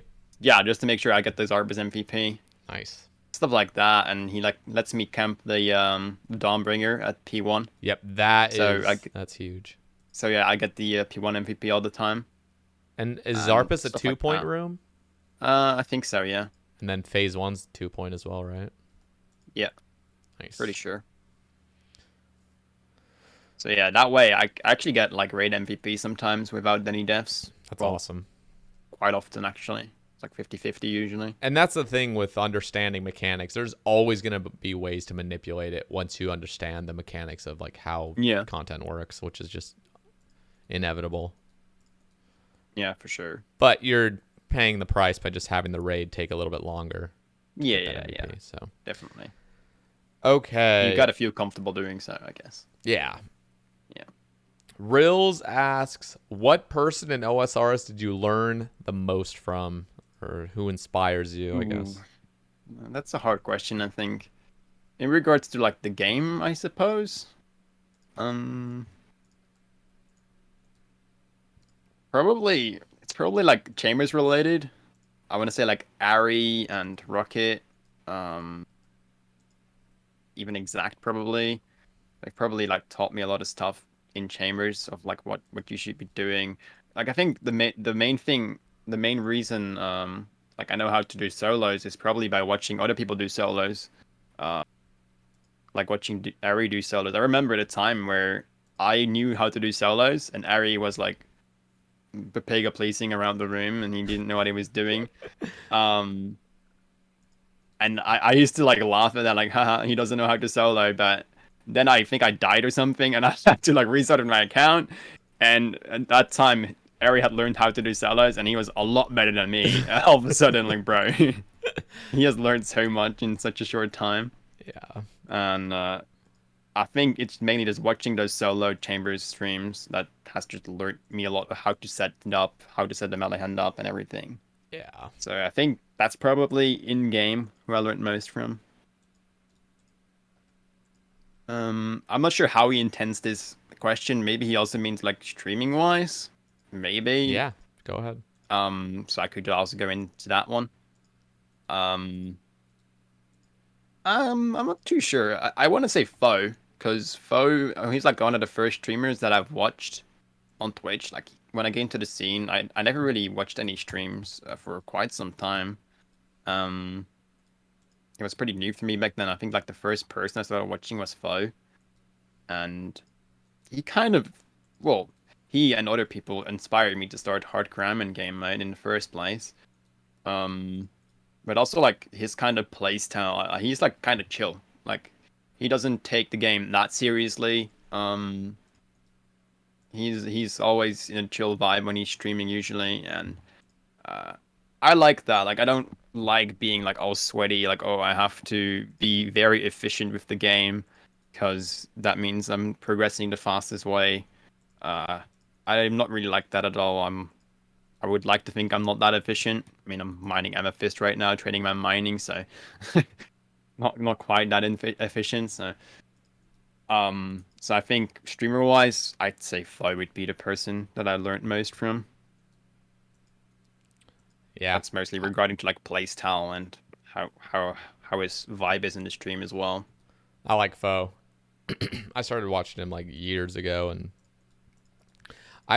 you know what was always interesting about Foe is he just first starting watching him, his whole like premise almost of his stream was like he's a PVMer, you know. He does like Yeah. Iron Man PVM and stuff. And Mm-hmm. you know what was so interesting is like the Inferno came out, something that was truly going to push his limits. And I remember you know, shout out Foe, but he's definitely one of those people that likes to be good at something. Yeah. And so when he's not good at something or something's going to be challenging, he kind of strays away from it. Yeah. Yeah. Yeah. But it was really cool because I know he had kind of delayed Inferno for Mm-hmm. quite a bit because I'm assuming this is again just my own theory is just because of the fear of not being able to do it or taking too long or whatnot. Right. But I Yeah. will say I like that after he finally completed it, I feel like he's really been, I don't know, just I guess a lot more confident in his abilities, and Oh, he's tried definitely. out other things because like Yeah. I mean he started like flicking Sarah and stuff afterward, and then he started trying to learn how to flick Bandos and things like that. Like getting Yeah. that confidence under your belt of something that seems like to be the hardest Yeah, for really sure. stretches you and like puts you in a better Yeah. place for like future content. Yeah. I feel like with most streamers though nowadays, like everyone has gotten, or I guess not even just streamers. I think the player base has gotten so good at the game in general. I think that's also to do with the fact that there hasn't been much new introduced to the game, so Yeah. people have just been getting better at what's already there. Um, but yeah, I feel like the community has like gotten so good at the game that stuff like flicking is like very normal nowadays. So yeah, shout out to people getting better at the game. Yep. And I will always respect somebody for going outside of their comfort zone, learning something because Yeah. it's horrible initially. I feel like anybody can Mm-hmm. agree to that. It's just it's painful. You're gonna fail a bunch. You're gonna look like an idiot, For sure. but you're gonna get so much better. And that's what I discovered with a lot of things. And just you just gotta try stuff. You just gotta go for it. And on top of trying things, you gotta actually you gotta put yourself into like a critical thinking state almost where like bandos flicking initially I used to just think, oh, you can just go there and like with enough time you'll get good at it, but it Yeah. really comes down to you gotta be critically thinking of what is happening right now, why am I praying this, like what is going Yeah, on yeah, that's yeah. making this happen. And Yeah, and that's also if you're doing something wrong, know what you're doing wrong. exactly, and that's where the That learning really starts Yeah. hitting. I really like love the solo chambers learning that. Like I really whenever someone asks me for advice, like, oh, how do you get better at solo chambers? Like how did you learn it? The thing I say usually is like, know what you're doing wrong. Like if you don't know what you're doing wrong and you just keep going, you're not gonna learn anything. Yep. So um if the hat doesn't turn or it does two attacks, for example, like know what's going on or be curious to like why it's happening. Because when I was learning it, I just kept calling out, "Oh, I did this wrong," because it didn't do it, or it didn't turn the head because I was too early, or I was one tick late, or something like that. Um, I just kept calling out what I was doing wrong, and that way I learned. And that's my experience, at least. Yep. And sometimes you just can't know what's going wrong Yeah, because you're just so new to it. sure. But and in that case, yeah, you just got to keep going until you understand. But Mm-hmm. yeah, I'm a bit like in a good position in that way because I have people watching me, so people that already know what they're doing, so they can just tell me what I was doing wrong. So that's a very nice position to be in. Not always though, because sometimes people are just gonna be flaming you because you're doing something yeah, wrong. yeah, But it usually helps out a lot, especially like with stuff like solo chambers and Inferno as well. I had a lot of help from the chat when I was doing Inferno, like a lot of advice from people. Gotta say though, you gotta filter the advice to like the people that you know are giving you the right yep, advice, because there's other exactly. people telling you to do something that's bullshit that's not gonna help you in any way. Yeah. So yeah. So, do you feel because you've remade so many times, do you feel like every single time you run through it again, like you learn something new and like you almost get excited for the next time you get to run through it because you're gonna try like this other Mm. route almost? Yeah, I guess so. Um, I guess you could say like with like backup Andy right now, I'm trying out a lot of different stuff on that account because I wanted it to be different. I didn't want it to be just another account that I went the same route with or the usual route, I guess, that people take. I wanted it to be different because, well, it was a second account. I already have a good account, so I might as well take the risk of doing something like spice it up, I guess. That's why I went for like Gauntlet straight away, which well, I have done Gauntlet before, but not on a low level. Like that's different. And I've done it on other accounts as well, where I just pushed my limits a bit more. Went to like Sarah very early on Nutsmuts, I believe. Got myself. I think I got ACB like very early on an account, just because I was licking the minions as well, which is something I'd never done before, and I was always doing something different, like not so much rush to God Wars, like to some extent, but I think one of my other accounts also rushed God Wars, but even earlier and a different boss. Backup Andy currently is doing Bandles at under 100 combat doing the range method, which is completely new to me as well. So I like to try out new things whenever I make a new account. I don't always take the same route. Yeah. It's still somewhat similar to another account, but I never have like a set route. I don't follow any guides either. So a lot of people ask me like, "Oh, which guide did you follow? Or do you have your own guide?" But that's also like a topic I'm interested in. Like people ask me a lot, can you recommend a guide or uh, can you make a guide for us? Because we know you've like progressed a lot of our hardcores already at this point. And I've always kind of been against this. I've always kind of, I don't know, not really despised, but I don't like having a guide tell you you should be doing this right now because this is the best thing to do. Um, I'd like doing something that I feel is good to my account and something that I'll enjoy doing or feel like it's worth doing, I guess.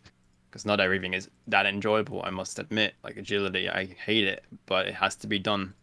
Yep. Um, but yeah, so I think following a guide is not necessarily bad. You can use it as a literally as a guideline. You can take stuff from it, but not follow it completely. That's the way I would use a guide if I would use one. Same. But yeah, I still am not a fan of it. I I think that would actually be really sick if you made a guide. And I know you already just voiced your opinions on what, Yeah. and people don't need to follow, and you could voice that in your guide. But like some of the time, and I see this myself, like people will ask me for a guide, and I'd be like, people know better than me. I don't know everything, Yeah. but you really do know a lot more than you think. Because for example, if For I were sure. to remake a hardcore right now, I would have no idea where to start because there's been so many meta changes. Yeah. And so if you had made like if you made like a hardcore like 2021 hardcore like hmm guide, it Yeah. would give, it's not even like I'm going to follow it to the T. It's just like, wow, I did not even know that this was a method to do, or these different Right. things you do. So honestly, somebody that's made, somebody that has gone so okay, honestly, how many hours do you think you've spent on hardcore total? Like a rough Ooh. estimate. Um. So I've been streaming for over 3 years now. I think my hardcore was already maybe a year old when I started streaming, perhaps. So that's like 4 years of playing hardcore in-game time. Probably a bit less than half of that. I've made quite some hours a day, so Yeah, no, you're definitely a qualified lot. to make a guide. I'll Yeah. just say that. So, Yeah. and I know like it could just be like tips and tricks on like how you start. It doesn't need to be like a full in-depth thing. And like Yeah. a lot of the time guides are That's just true. overwhelming to make because you have to like have all these numbers prepared, but like nah, it's Yeah. just, This step, next step. yeah. It's really Yeah. just like these are the like core things I Mm-hmm. do when starting an account, and I think that'd be awesome. Yeah, that's true. Maybe that's something to consider. Yeah. Yeah. But I agree with you where I hate following guides to the T. Unless it's a Yeah. quest guide, then I'll follow Yeah, it I to mean the that's T. different. Yeah. And I'm That's not fucking different. around. Yeah. But Just click the blue, yeah. click the blue with the quest helper. That plugin is busted, I have honestly. still yet to even try out that plugin because every new quest I do Yeah, it on release, and so right. I just finished that new quest this morning, A Kingdom Yeah, Divided, and it was just, the thing is like I was looking at the wiki quest guide, it wasn't even yeah, updated, and so I thought the quest already ended, and then all of a sudden I yeah. refreshed the page and there's like 30 more steps. I'm like, god damn Okay. it. Yeah, But yeah. it's fully done now, and the quest was Cool. a little tedious, but Oh, really? it wasn't Huh. that bad. There's just a lot of steps to it, but Right, right. it took How me long like did it take you, quest? it took me like an hour and 15 minutes, I think, like Oh, okay. around an hour and 15. That's all right. It was a lot of talking to people, like going back and forth and stuff. Yeah. Yeah, it's nice finishing a quest though, because I don't know. I just feel like relief. I got my music cape back, got my quest cape Oh back. yeah, that's true. That's Diary cape. true. I mean, the only reason I got to experience the quest helper plugin because it came out when I was already done with quests on the main hardcore. But the only reason I got to use it was because of backup Andy. So I was already using it. People didn't even know I was using it. So I just acted like I didn't know how OP the plugin was whenever someone brought it up because backup Andy was a secret for a Yeah, long, yeah. long time. That's so I funny. was like, oh, is it that good? hmm. Ah. I've never tried it out because I have already had a quest cape since it was released. It was pretty difficult for me, man, to like keep backup Andy a secret for that long. Yeah, I had no I idea. wanted to, yeah, no one had any idea that I had another account, but I got recognized sometimes in the game, like that name seems familiar. Are you this guy? I'm like, who? Who?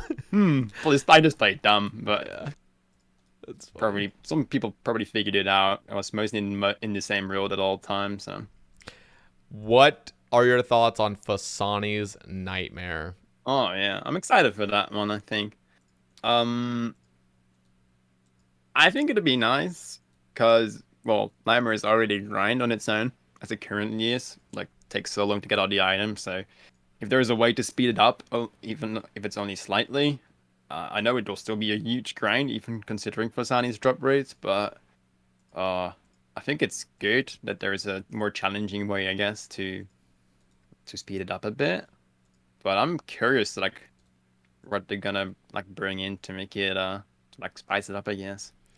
I'm I wondering. am interested because I think it's going to be pretty challenging, and I Yeah, actually think that it'll be a very impressive feat for a hardcore to like get that metamorphosis or something right. I that's what I that would be my hope is like this is challenging and this is risky and it's only solo so you can't be carried and so Yeah, that's true. for a hardcore repping that pet is like damn okay like Yeah, definitely, definitely. I think right now, like the most um and the most crazy thing to have on a hardcore right now is probably the metamorphosis on the little Zig. That's probably yeah the most insane thing to see on a hardcore right now. yep you're probably right. I would love to see like exact work up of that thing. Don't think he has the pet right now, so that would be he needs to get both of them then. Yeah, what's I saw Exact do hard mode day one. Has he done any Yeah, more? he's done a bunch. I think he's like the only hardcore on the high scores right now. What the Let me check. the man is insane and he's won defense. He is absolutely insane. Yeah, Like it's not even just like a definitely. decked out account as like everything. I mean, it is a Yeah. decked out account, but it's like Oh yeah. he's got one defense.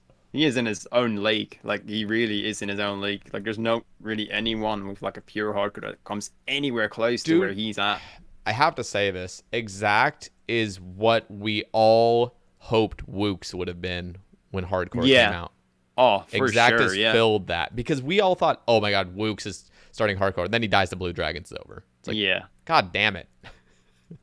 I Like, think you're right. I think like exact is exactly what we wanted Wooks to be. yep, Yeah. it is actually 100%. insane, and he's never And died yet.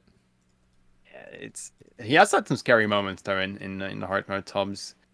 Like that kind of makes me wonder like if he's already having those scary moments, like what about me? You know, he is crazy at the game, Yeah, and I mean I guess I'm okay, but I'm nowhere near the skill of exact. And if he already gets those scary moments happening to them, I cannot even imagine how scary it's gonna be for me. yeah. Yeah. No, he is actually insane. So I he's the only one on the high scores right now. Just check. He Jesus, has 70 KC already. Jesus. What does he That's have? Does he have the nuts. dust or anything? I know he got I think the he holy has kit. he's a holy kid. I think that's it. I might be wrong, but I think that's only what he has currently. Dude, Exact is a literal beast. Like, Yeah, for sure. dude, here's the crazy thing.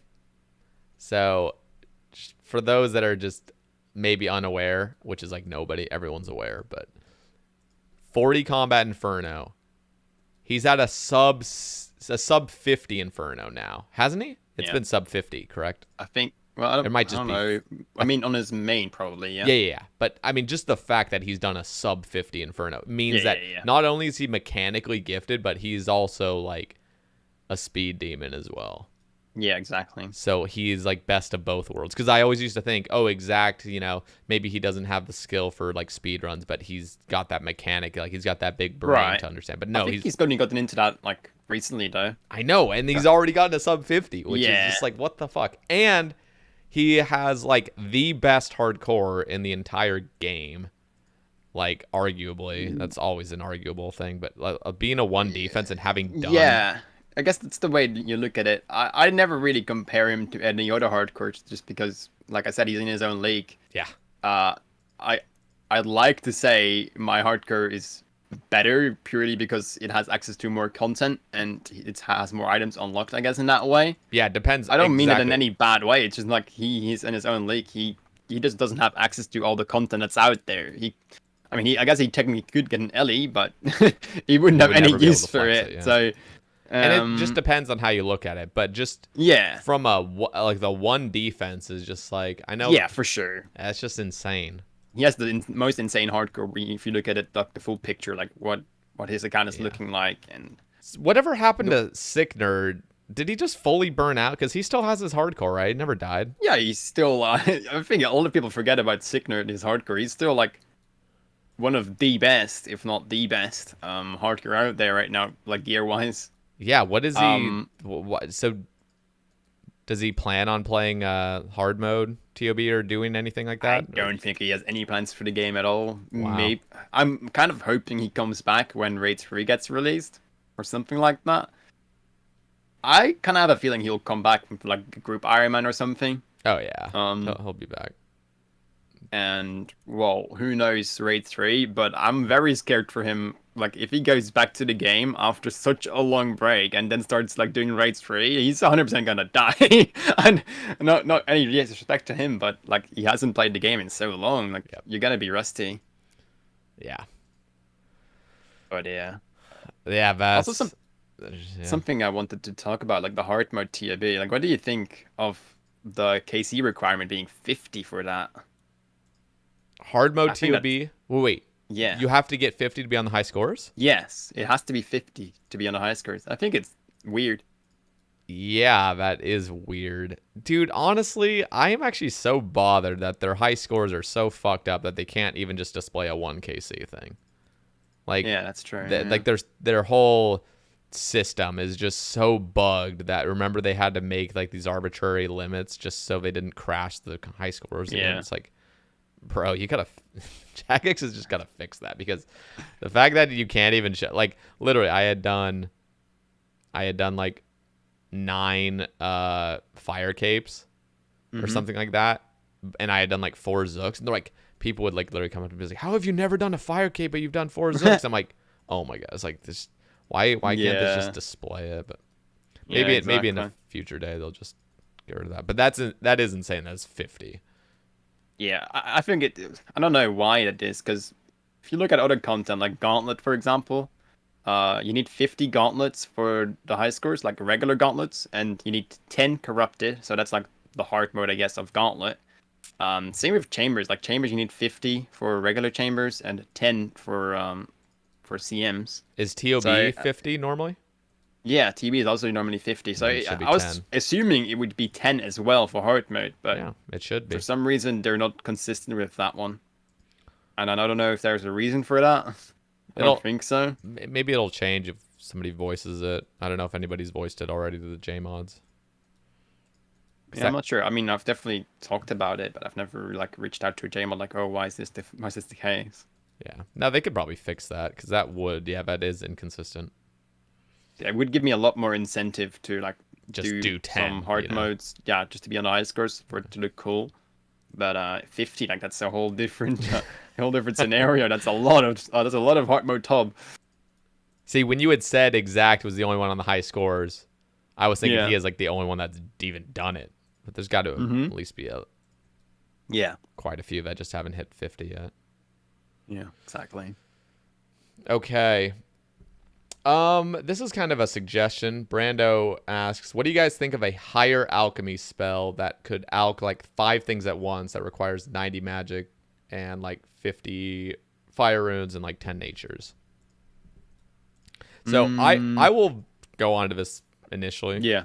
So I have been asking for a multi-alch spell for years, and you guys could probably be skeptical and wonder like why I was wanting that. But I will say, when I first made my hardcore, I always struggled with like I just wanted to get things out of my bank. Like just I wanted to get these alchs out of my bank, and there's always a way to like alch them. But I've actually always been a fan of the multi-alch idea of something that so it's something that's balanced, where it maybe costs more runes like he's suggesting, or it's just exactly 5 nature runes and 25 fires to alch a stack of, to like a noted stack. You could alch 5 of them at once. Right. But it grants just the normal amount of XP. So it wouldn't be like a training method or anything that's like OP. Yeah. Something like that, because I mean, literally, when I have a bunch of like alchable things, I just go to the shop and sell them, and it's just like, yeah, that's It's fine. like a waste or something. Yeah. Like that's fine and all, but Yeah. it almost, I don't really see an issue for it. I think, unless I'm and it's missing not something. essential by any means. It would just almost be No. like, I don't know, kind of quality of life. Like I just want to Yeah. bulk like alch guess these so, like- quickly. So you have like 5k Onyx bolts from Corp or whatever. Yeah. Just gonna get it done quick. Yeah. Yeah. But if there are arguments against it, you know what would be even nicer than this spell is an Explorer's Ring 4 that you can charge with nature runes and fire runes. Something where you're not limited to 30, because one of the best things ever is having like a necreel task, and like having that ring at full charges. It's like being on a different spellbook and being able to alch is so huge. Oh yeah, for sure. Maybe just like have it like be rechargeable to 30 again or something like that. So you don't run out for the day, just that you can just recharge it again. Yeah, something like Maybe that. something Like like that. it could still be something like that. I was just thinking of a ring that comes from a new piece of content that could hold like 20,000 charges, and you charge it with 20,000 natures, and Yeah. I really like being able to alch on different spell Maybe they books. can make the Brio Essence a bit more relevant then as well. Maybe you have to, like, True. make the Brio Essence like be put in a ring or something. I don't know. Literally, yeah. It would send everyone back to the Mossy Giants to get another Brio Essence to equip to like please no. Explorer's Ring. I got it recently. Honestly, okay, so you didn't do it in the wilderness, because No. doing it in the wilderness is so fast. I was getting like 7 mossy keys a task, which takes like 15 that's minutes, crazy. not even. Yeah, I did 179 Brio kills. Jesus. And that's with drop rates from non-wildy, so that's like 1 in 150, I think. I've killed a lot of Moss Giants. Man, I'm glad the grind is over.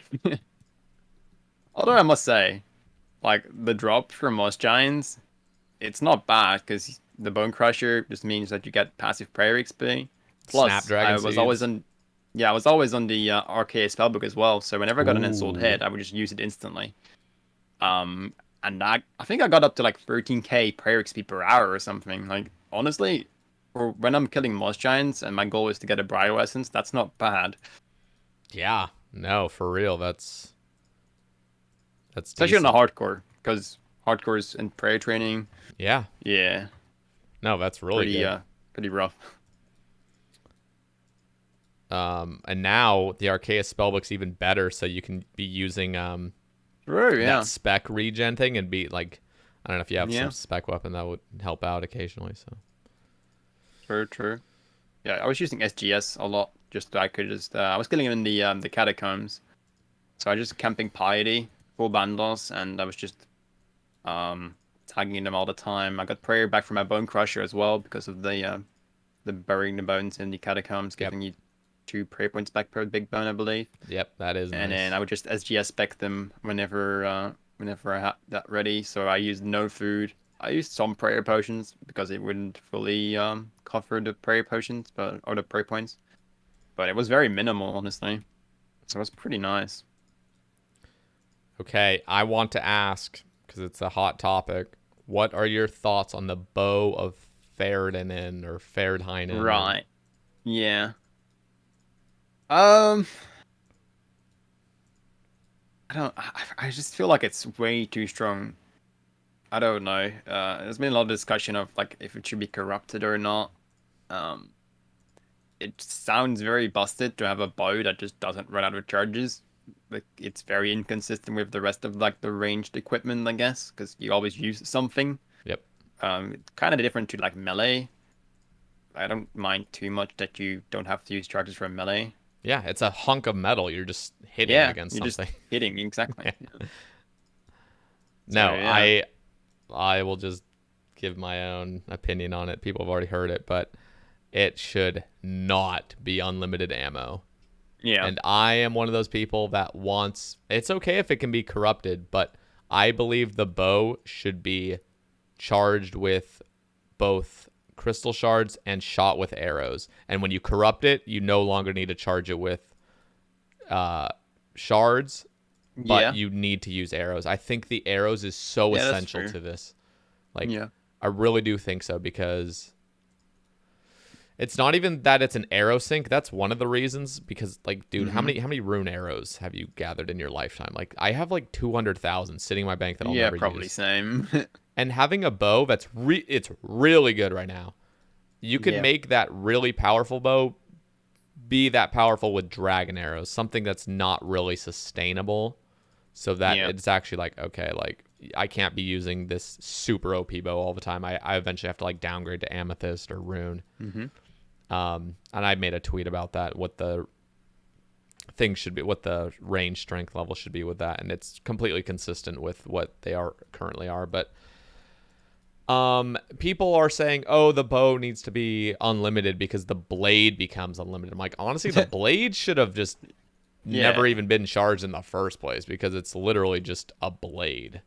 It's like, Yeah. why Exactly. does this thing need to be charged? Yeah. I feel like, you know what would have been cool is if like the charging just had another effect or something where it's almost like Mm-hmm. these are good against these type of monsters when Right. it's charged, because like the blade itself, it's just literally it's a piece of metal. Like I'm trying to say, like, I guess it's crystal, maybe the crystal like the grades. I don't know. I guess yeah, that's like, the case. But but that's the thing is like the argument is the blade needs to be charged and it can be corrupted, so the bow should be corrupted. Like the bow is a ranged weapon. It needs to shoot something. It yeah, just exactly. Yeah. I am so Yeah. terrified of that passing because I feel like that is Mm-hmm. a For sure. horribly OP weapon. Yeah, I guess you do need the full crystal armor set for it. I've had a lot of arguments on that in like my chat as well. Like, oh, you need the full armor for it, so you're gonna use a lot of crystal shards for that as well. But Well, you I mean, you don't only need to use it. You can't. Like yeah. that's where you get like the really good effect, but you could still use the bow Mm-hmm. on its own. Yeah. Yeah, it's true. I also pointed out like um the crystal armor only degrades when you take damage, not when you like hit something. Yeah. It only degrades when you take a hit. Like Yep. that's not a zero. Um, so you can still use it for like DPS wise and just not get hit somewhere. I know, I don't and know. but people bring up that the armor is going to be charged, so that's the thing that's going to be taking charges. You Yeah. know for 100% fact that that's going to be pulled in like 6 months. Do you want the Oh armor to be yeah. corruptible? Like that's Yeah, yeah, yeah. 100% happening. For sure. Yeah. And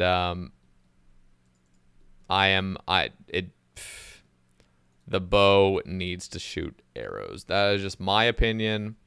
I am Mm-hmm. very strong with that, and Yeah. it could. I mean, here's the thing: like you might think, like, or somebody listening might think, like, well, it's a crystal bow; it should just shoot crystal things, which is fine. But again, if they're arguing to corrupt it, like, I would still be okay if it just always costs crystals. That's cool and all, but like, Yeah. this is a really good opportunity to bring out a bow that shoots arrows, because currently we have like nothing that uses arrows, and yet we get them shot out all the time. Yeah. It's just a T-bow, really. Yeah, and the bow could make it look like it's a shiny arrow, like a little glow effect, whatever. But Mm-hmm.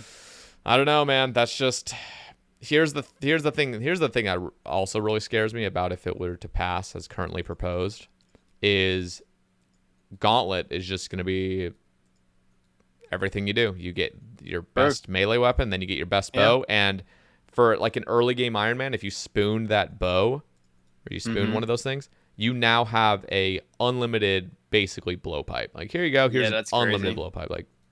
Yeah. Like I that. might not even do Zora on backup bandy if that baby comes out. It's I'll just skip the blowpipe. yeah. It's just like disgustingly OP that you don't need to upkeep it. It's just nope. Just pay a one-time fee. It's done Yeah. with that. Ugh. Yeah. It makes me sick thinking that that's actually might have a chance of coming into the game. It's actually bothering me like actively. Yeah, for sure. Again, Yeah. it's like, yeah, the bow, I will use it if it passes because it's Oh, yeah, for sure. extremely OP. But I'm looking at it from a balance perspective. Holy shit, that's Yeah. so bad for the game. Yeah, we might have the same issue as the blowpipe is currently causing. Imagine this. So I'm gonna bring up just a couple examples just to further my argument. But imagine they came out with a one-time fee for a Sanguinesti. Right. All of a sudden, you just you charge it with 50,000 blood runes. Boom, you have an unlimited Sanguinesti. You'll never need to recharge. Like, can you imagine how disgustingly OP that would be? Yeah, exactly. Or an unlimited scythe. Unlimited scythe actually has an argument against it because it is a melee weapon. But any sort of like magic weapon, like imagine unlimited trident, unlimited sang, unlimited harmonize. Yeah. Oh my god. For Okay, come sure. out with an unlimited harmonized orb and we're good. Like Oh. unlimited burnt pages. I'll let that pass. Yeah. Well, if you put it like that, I think a lot of people are gonna be like, "Oh no, that's different," but it really isn't different. Yeah, it's not. Imagine a T-bow with unlimited dragon arrows. Like, okay, this is the new T-bow. You don't need to charge with anything. It's just Yeah. unlimited blowpipes. Also, just like what the? That'd be insane. I think there's people don't see the issue with it. Maybe. People relate it to like, oh, this is about what are they currently doing? It's like 2,000 charges. I think like, yeah, 2,000 is about the amount that you'd use in a lifetime. Like, no, Definitely not. No. like, bro, I used 2.4 million blood runes on my scythe in 1 year. Yeah, that's crazy. Like, That's actually crazy. if you use it enough, like shit gets out of control. How much pretty quickly. GP was that?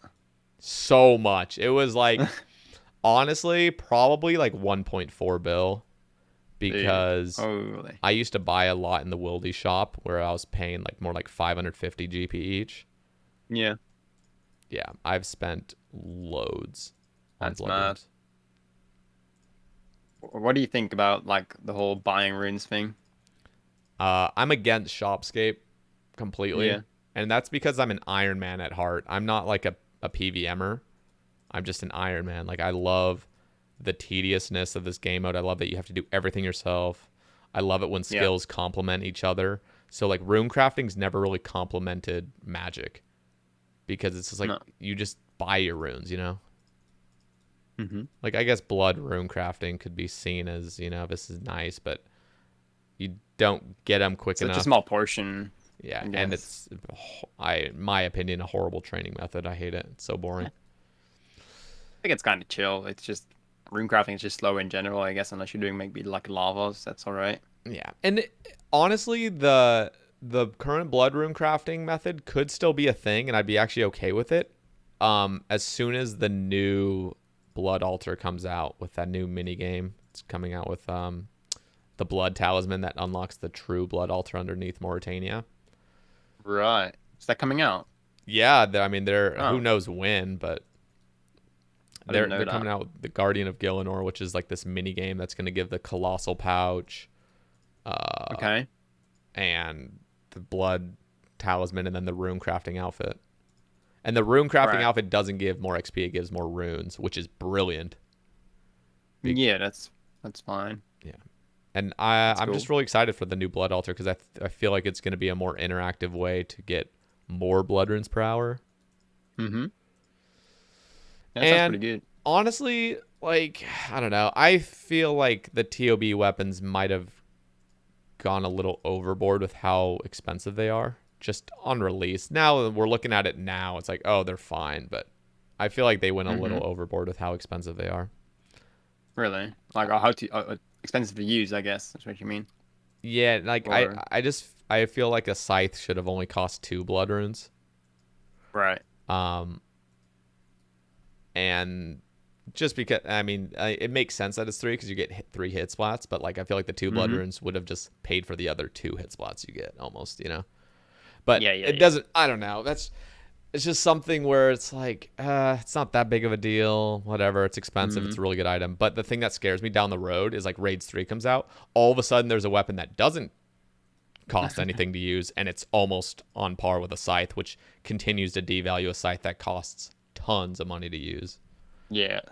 So Yeah, that's true. You want to do a quick pee break? yeah, I need a pee as well. All right, yeah. Be Let's right really back. go. All right, BRB.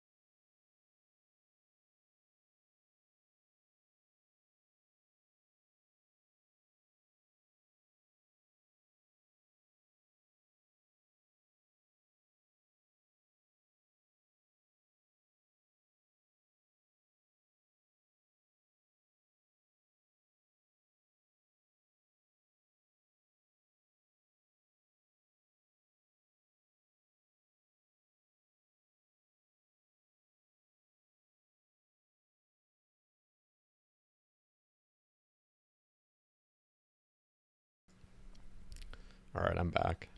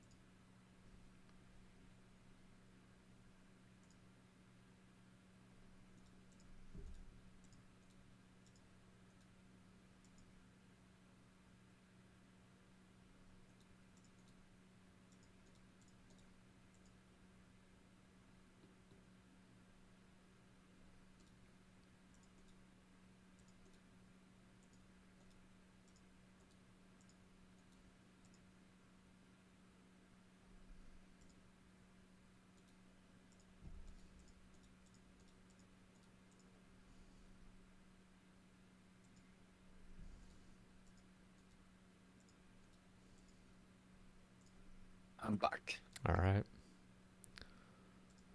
Okay. Let's move on to Lolfig. He asks, I believe that hardcore Iron Man is flawed to dying or due to dying to a DC in certain scenarios. It restricts me to play in an anti-DC way, which stops me from doing content such as flicking, wildy, bosses, or wildy bossing or stuff Mm, like that. Is this a problem, and will there be a solution in the future? right. So I already briefly touched on this earlier. I think that the hard grabbing game is definitely flawed because of like the DCing issue. Um, yeah, I do think that it is an issue when it's like the server DCing. If you're in the own internet DCs, yeah, that's just unlucky. Can't really can't really take that into account for like a company like Jagex. You can't really say, oh, mine's at DC because that's just gonna get like taken advantage of, I guess. People are just gonna keep saying, oh, I died to a DC. Can I get my status back now? Yep. So I don't think that will work in any way. Um, it just sucks then if that happens. But I don't know if you could say like, oh, it stops me from doing content because that's your own decision, I guess. If you don't do content because you're afraid of DCing, I just don't think that's the right mindset to have. Unless your internet is very bad, but then I just think you shouldn't be playing a hardcore Ironman. If it's that inconsistent, if it keeps DCing.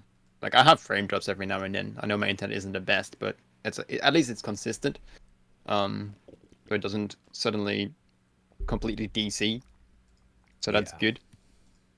But Yeah, I think a solution for this would maybe be if they can monitor like server DCs, and if it was a server DC causing a hard crime death, then it wouldn't count. But I don't know how easy that is for them to implement, or probably too much work for them. Yeah. Because well, hard crime is already very popular.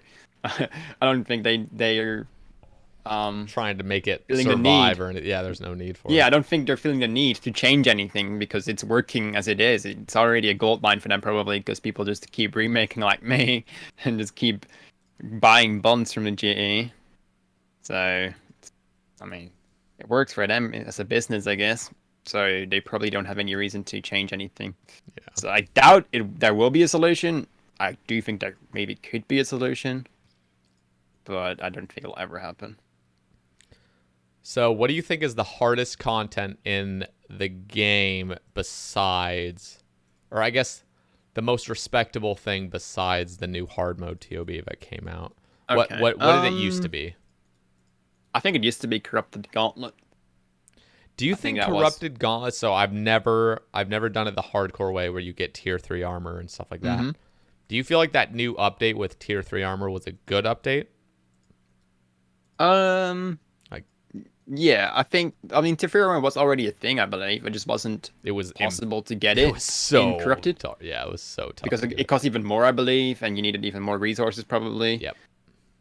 It was just impossible to do so. And now it's possible now, but it's very difficult. Like, it took me a while to get like my first tier 3 completion and still have a decent amount of food as well. It's very, very, very hard to like pull off, Yeah, it and takes some especially strategy like to pulling it. off it up consistently, Yep. because like you can pull it off once, but like the next run you not be able to do it. And I think Roydie had like a success rate of like 80% or something at some point, or It's 90% insane. even. And I think when I was doing it, I maybe had like on the main hardcore I've done like 10. I think I had like a 50% completion rate maybe, and on the backup Andy, it's even lower. I probably maybe got like 1 in 6 completions because of my stats and no prayers either. So it was very rough on that account. I So re- I don't know. I think it's fine. I remember seeing something. Somebody showed like a floor chart of like the corrupted gauntlet Hunlith fight, Mm-hmm. and there was like this one tile that just like never ever gets like touched, or like there's just like the floor is like kind of like inconsistent, like it wasn't like balanced. Like there was certain areas that just would never really get touched by like that floor thing, you know.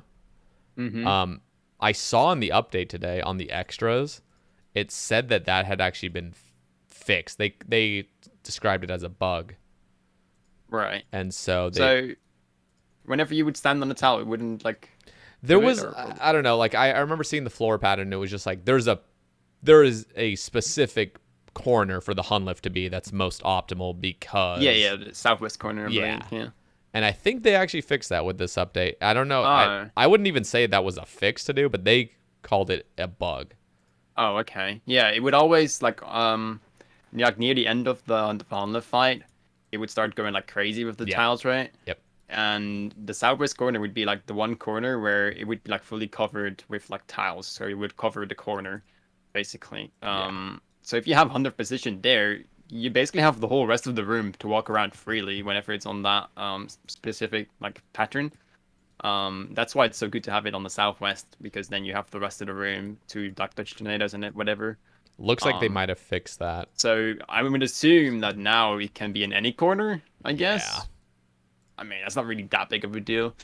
I I always made sure it was in a corner, like the Hunlith, which sometimes was a pain because you like walk under Yeah. it to like reposition it, and No, it's sometimes it would just would horrible. not do whatever you wanted it to I do. So know. And you're wasting yeah, DPS by like trying to. yeah. I So mean, you bad. try not to, but you definitely do sometimes. Yeah. Yeah, it is awkward when like Hunlift's in the middle of the room. Like this is horrible. Yeah, for sure. Sure. Yeah. I going back to Lolfig's question. I actually think that whole like crystal idea where somebody else could have a crystal to teleport you out is an interesting Mm-hmm. idea. And Mm-hmm.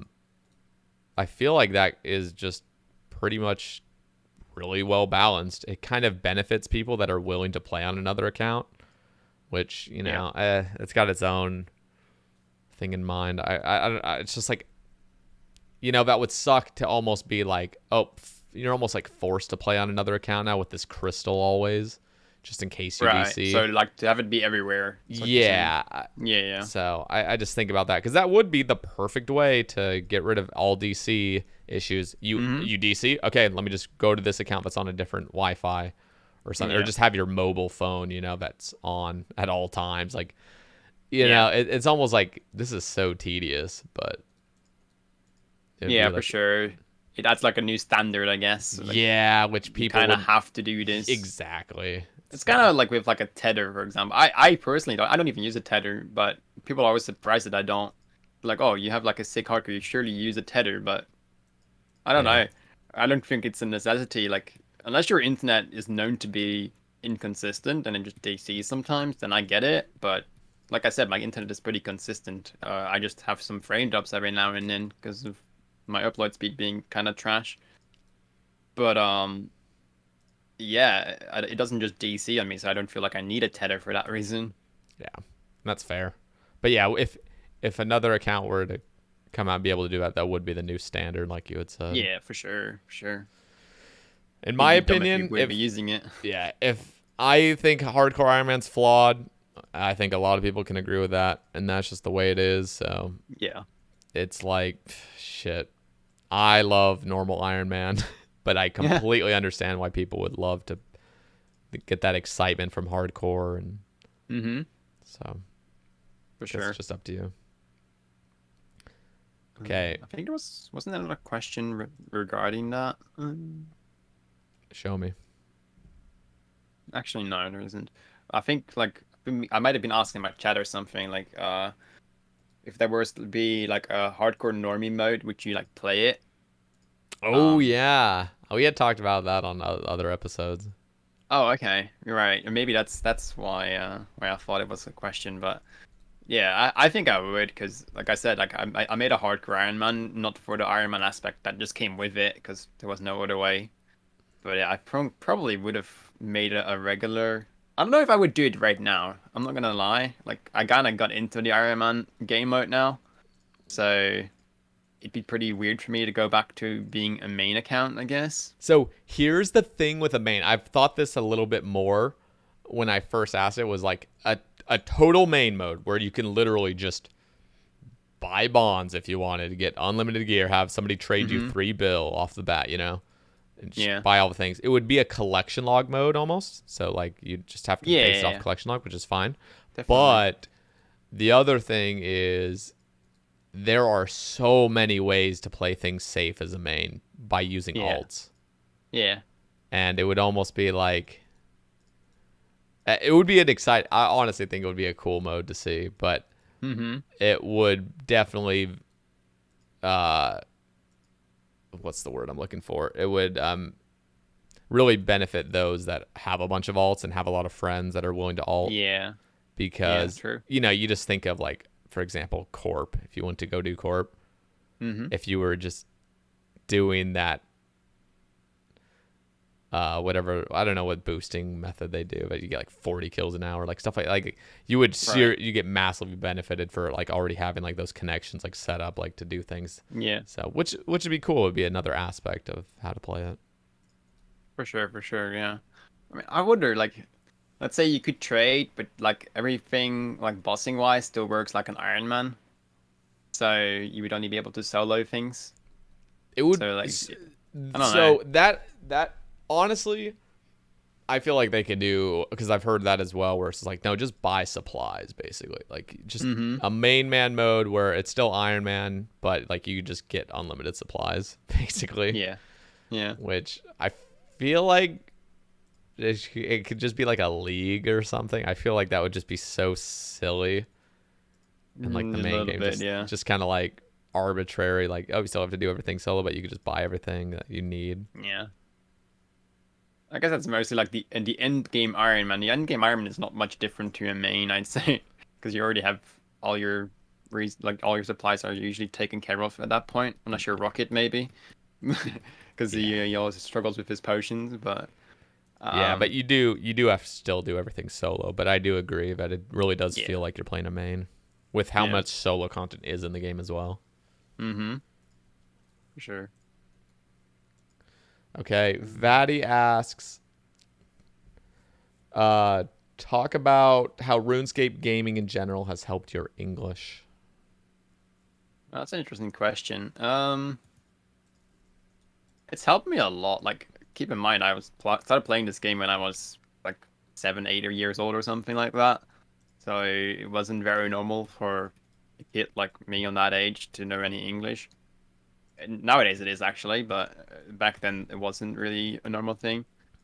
Um, and so I already learned English at a young age. I didn't really know what was happening at that time, obviously, but as like the years progressed, I started learning like words, and it definitely helped me out in school as well, because I would know certain words purely because I've been talking on RuneScape with other people and picked up words like that, or even like maybe words during quests or whatever. Like you pick something up without even knowing. Um, and just a more of like a general understanding of the language, I guess. So definitely like my younger years, it's helped me a lot. In my older years, probably still. I mean, especially like with streaming.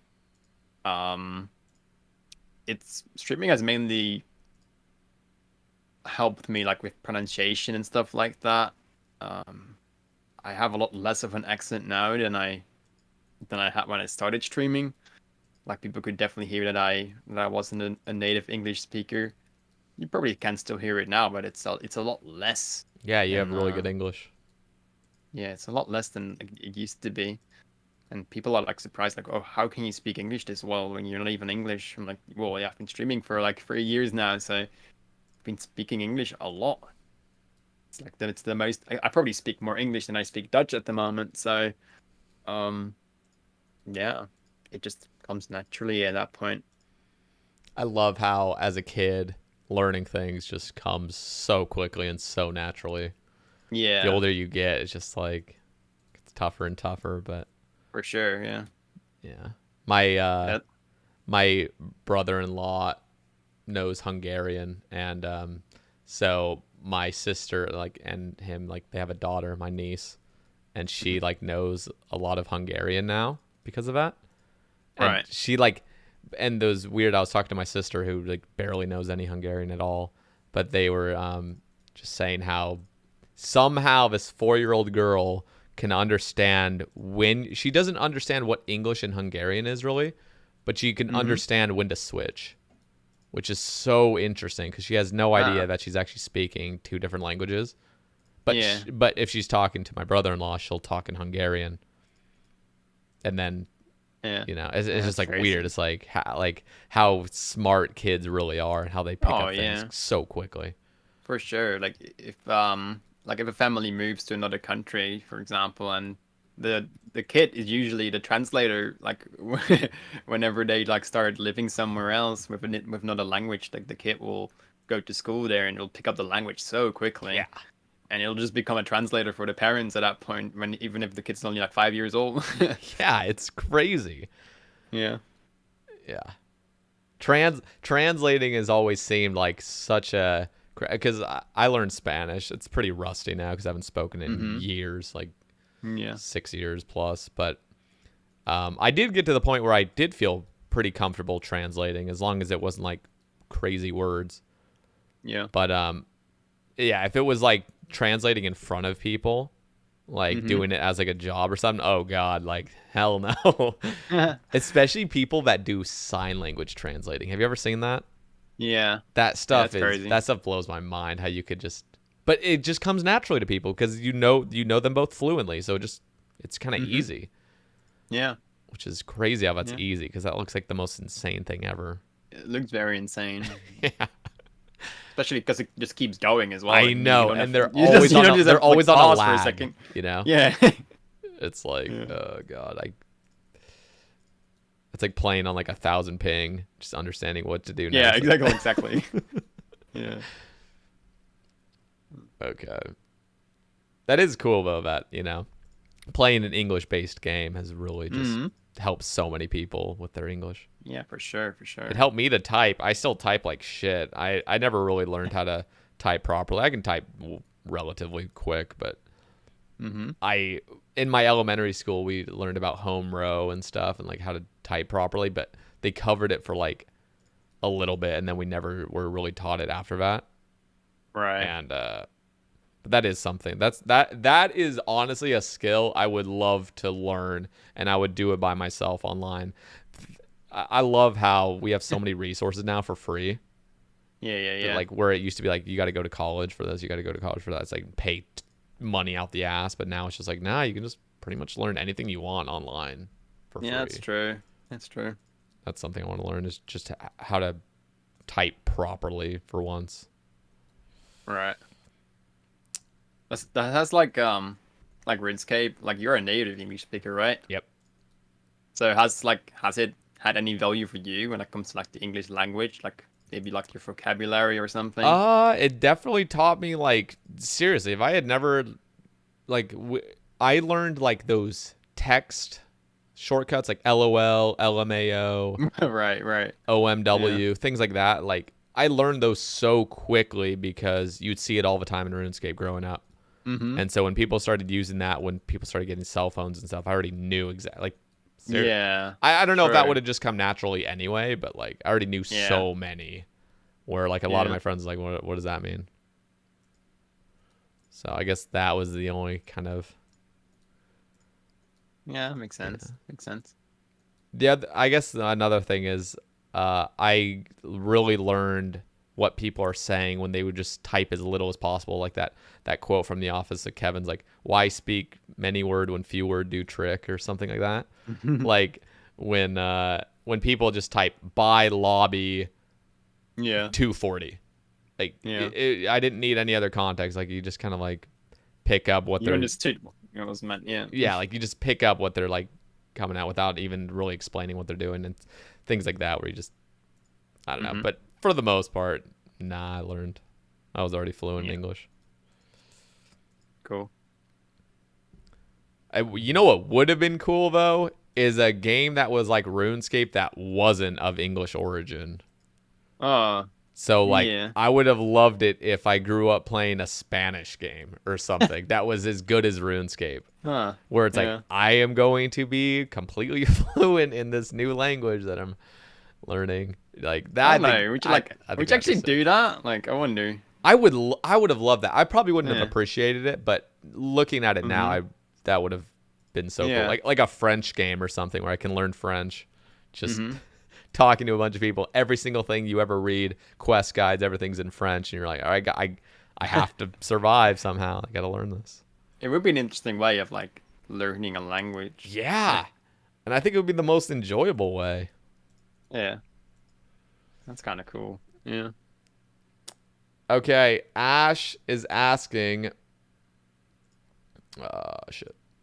Over all your Andes, what's the combined bank value of all of them? What do you think? I mean, I'm assuming you don't know to the Uh, T. so that's like, hmm. I guess that's just assuming my hardcores, right? Not my alt. Yeah, I guess anything that's an Iron Man, or just, or Mm-hmm. yeah, anything that you've dropped over as well. I'd say. Yeah, yeah, yeah. I guess my current alt mostly has value from my old hardcores anyway. Yeah, that can count. Um, Probably like as the prices are right now, probably like 7 bill or something, 8 bill. That'd be a rough estimate. Maybe a bit less. 7 bill is probably pretty accurate, I want to say. Was there ever a time when you remember thinking like 1 bill is so much money, like before you ever played an Iron Man? Yeah, yeah, definitely. But like before I played any Iron Man, I was like, dude, 1 bill is like so much money. That's probably like maybe like I didn't even have 100. Like I didn't even have 1 bill at the time. I remember I had like the somewhat max gear for back then. 'Cause I know that because I went staking. Bad, bad. Because I had like bandos and Arma. Armadillo. Yeah. What else was there? Arims. Arims, yeah. Yeah, but you had like all the like the good stuff, like I had all the good stuff, and Serb the only thing I Crystal was maybe. missing was Prims. And I was like, bro, you know what? I'll just take one more time, and then I'll have max gear, and then I'll stop. Then I'll leave. And I lost that stake. God damn it. And then I was like, ah, I'll just stake again. And then all of a sudden I was cleaned. So that's why I remember like I was that close to like being like max geared at the time. Yep. And Fuck then I lost it staking. all. And then I never really went back there. So I learned my lesson. Yeah. Um, but yeah. Now I do remember because max gear back then was it was I don't know probably like 500 mil could buy you Yeah, basically everything something you like wanted, that probably. Yeah. and that was like a healthy amount. Like that was good, but Oh yeah, that was quite a lot of money. like I remember thinking when I started in Iron Man, I remember hitting my first like 10 mil bank value and then 100 mil. I was like, dude, my whole bank's with Mm. 100 mil on an Iron Man. I am a god. Like, Yeah. For and, sure. and then you just get further and further. All of a sudden, you pull like a 1 bill item, and you're like, just another bill to the bank. Yep. Yep. It is interesting. So I don't know if you look at your. I don't know if you ever have like your bank value up on like Yeah, I your. do have that. I have not had that up in forever, and items don't really have a price to me anymore. Like Mm-hmm. it, I don't know if that still feels the same. Like I understand like a Tebow is around a bill or whatever, Mm-hmm. but everything else, I'm like, dude, things have dropped so much, and I still see stuff as like kind of the I price I remember them yeah, I at. guess I don't really look at the price when I like look at an item. Like, oh, I got an item. I don't look at the price of it. I look more like how useful it is Yep. or if I need it or not. But I do still kind of like seeing my bank value go up all the time. Yeah, mine's Looking at my dropping. gear tab. My bank value just drops ever since I started Yeah. Nightmare. Well, Yeah. it's funny because I've gotten like 2 harms. I dropped one of them, but like the Mm-hmm. amount of blood runes and just resources I'm constantly just Right. using is just Yeah, makes sense. yeah.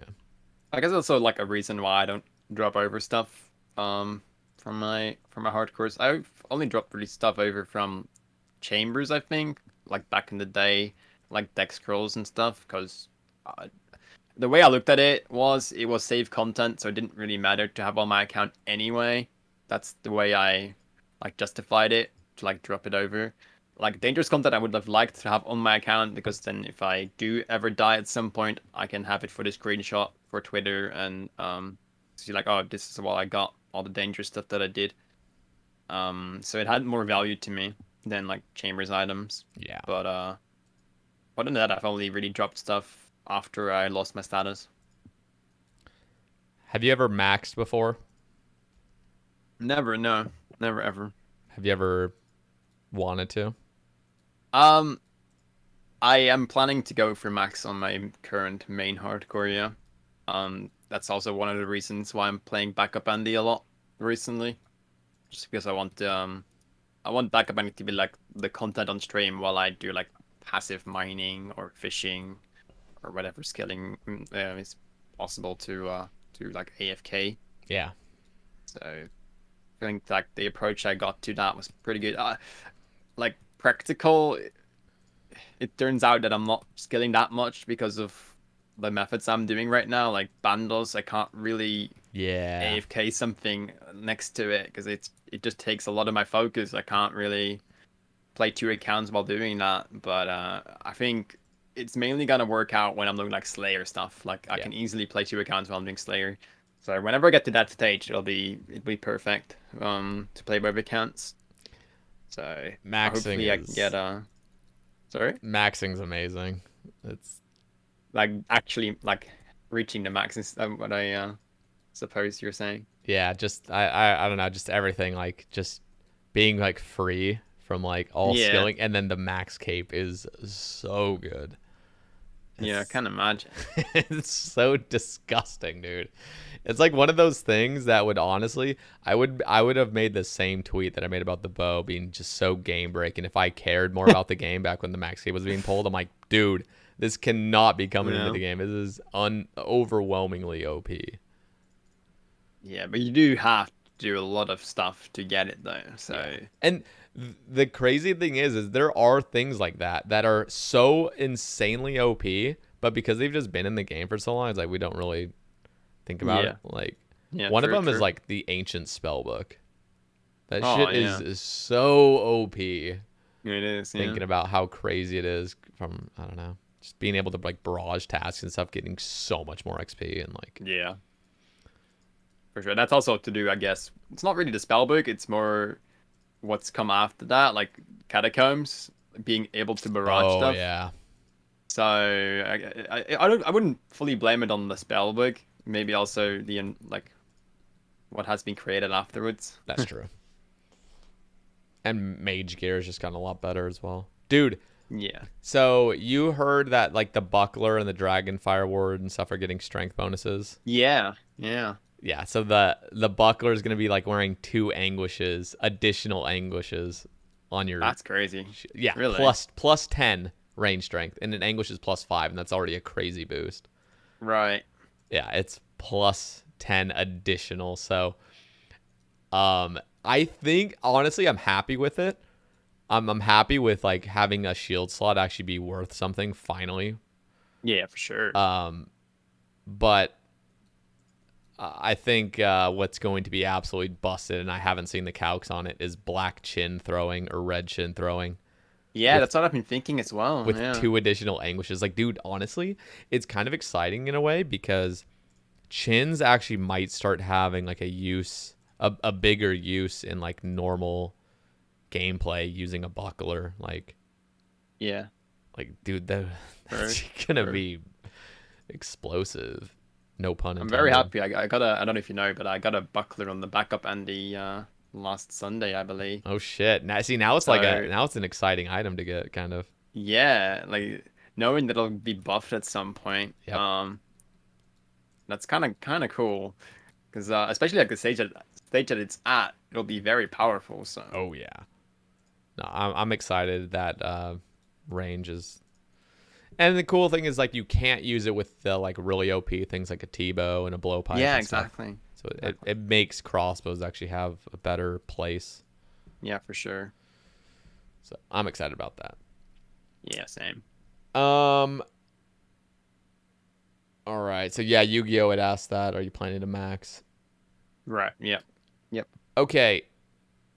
Given that UIM grinds are only ever 2 to 3 times the time investment of the same on a hardcore, do you think we'll ever see a trend of remake Andes turning to no bankies? No Hmm. bankies. What the hell? How many times would you need to remake Andy before you consider a UIM? What have you Right. considered a UIM? I've been asked so many times, like, would I ever start a UIM? Like, especially after my deaths, people are always like, "Oh, just give up on hardcore, just start on a UIM." Um, I, I guess with UIM, there is the aspect of you still risk something because you can wipe, I guess, and you can lose your whatever the you can have like stashes or something. You can lose that, but I really like collecting items Yep. and having them in my bank.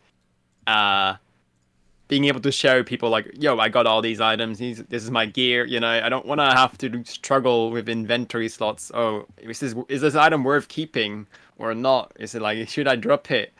I don't want to have to make the decision, and I just think that's my playstyle. I want to collect all the items, and I don't want to drop something because it might not be worth keeping. And there's also the fact that you have to like plan everything because UIM is a lot about planning what you want to do and when you want to do it because you want to have your inventory set up for that specific content or whatever, or you have to like have all these potions ready Yep. noted in your inventory.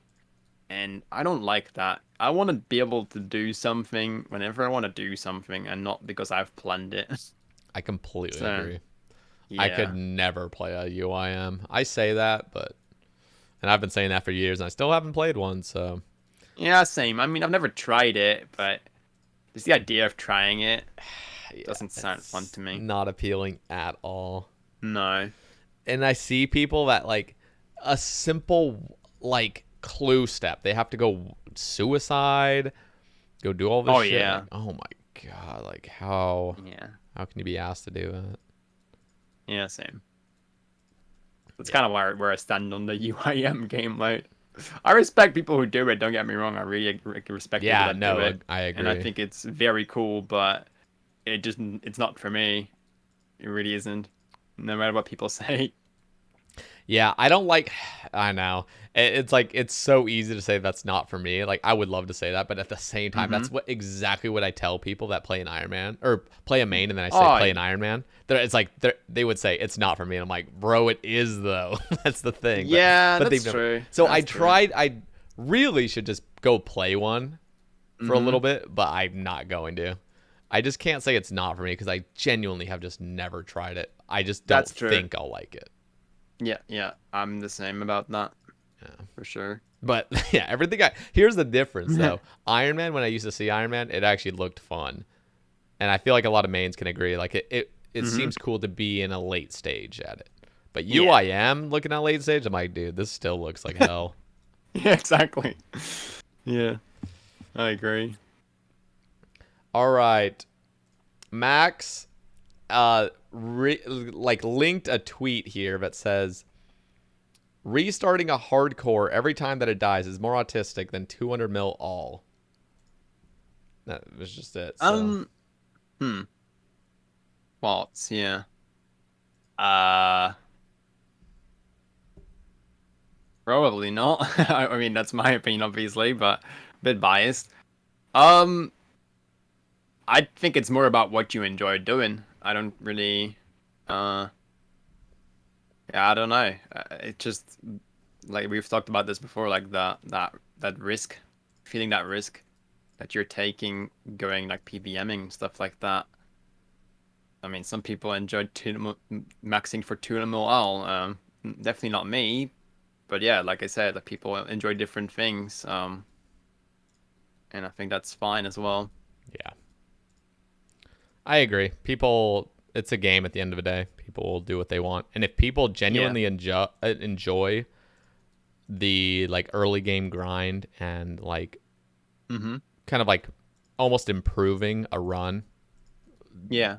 be it like a run is like thousands of hours, but um, you know, if that's what they want to do, like there, what is the difference between playing an arbitrary game and just like doing something Mm-hmm. different? Yeah, for So sure, for sure. I think what you're saying as well, like enjoying that early game. Like I really like the early game. I'm a big fan of it. I know a lot of people aren't, but I really like that you have so much to do, and I guess there's somewhat of a like you kind of have to plan stuff roughly, what you want to do and like what you're gonna get for the quest or whatever. yeah, Um, I feel like it's just refreshing to me, I guess, because like most of the times when I've died, I was like very end game, and then all of a sudden you start early game again, and there's so much more to do. Like you're not stuck at one piece of content, uh, so it's so much like more fresh. Like there's so much more to do. yeah, I can see that.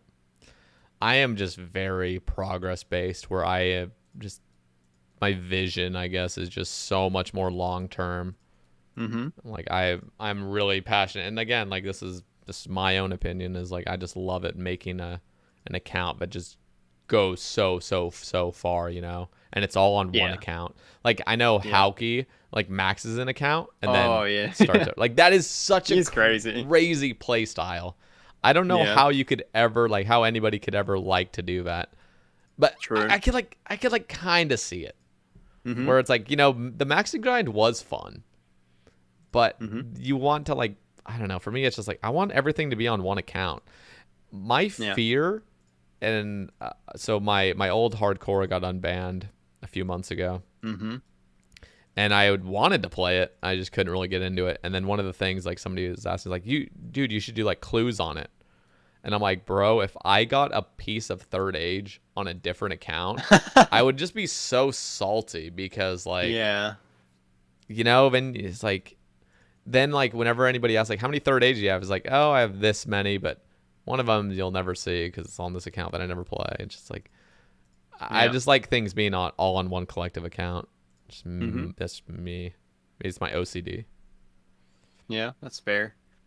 I don't know. I like to think like I still sometimes say like, oh, this account I got that on, or like had a scythe on a hardcore before, on Nutsmart's account.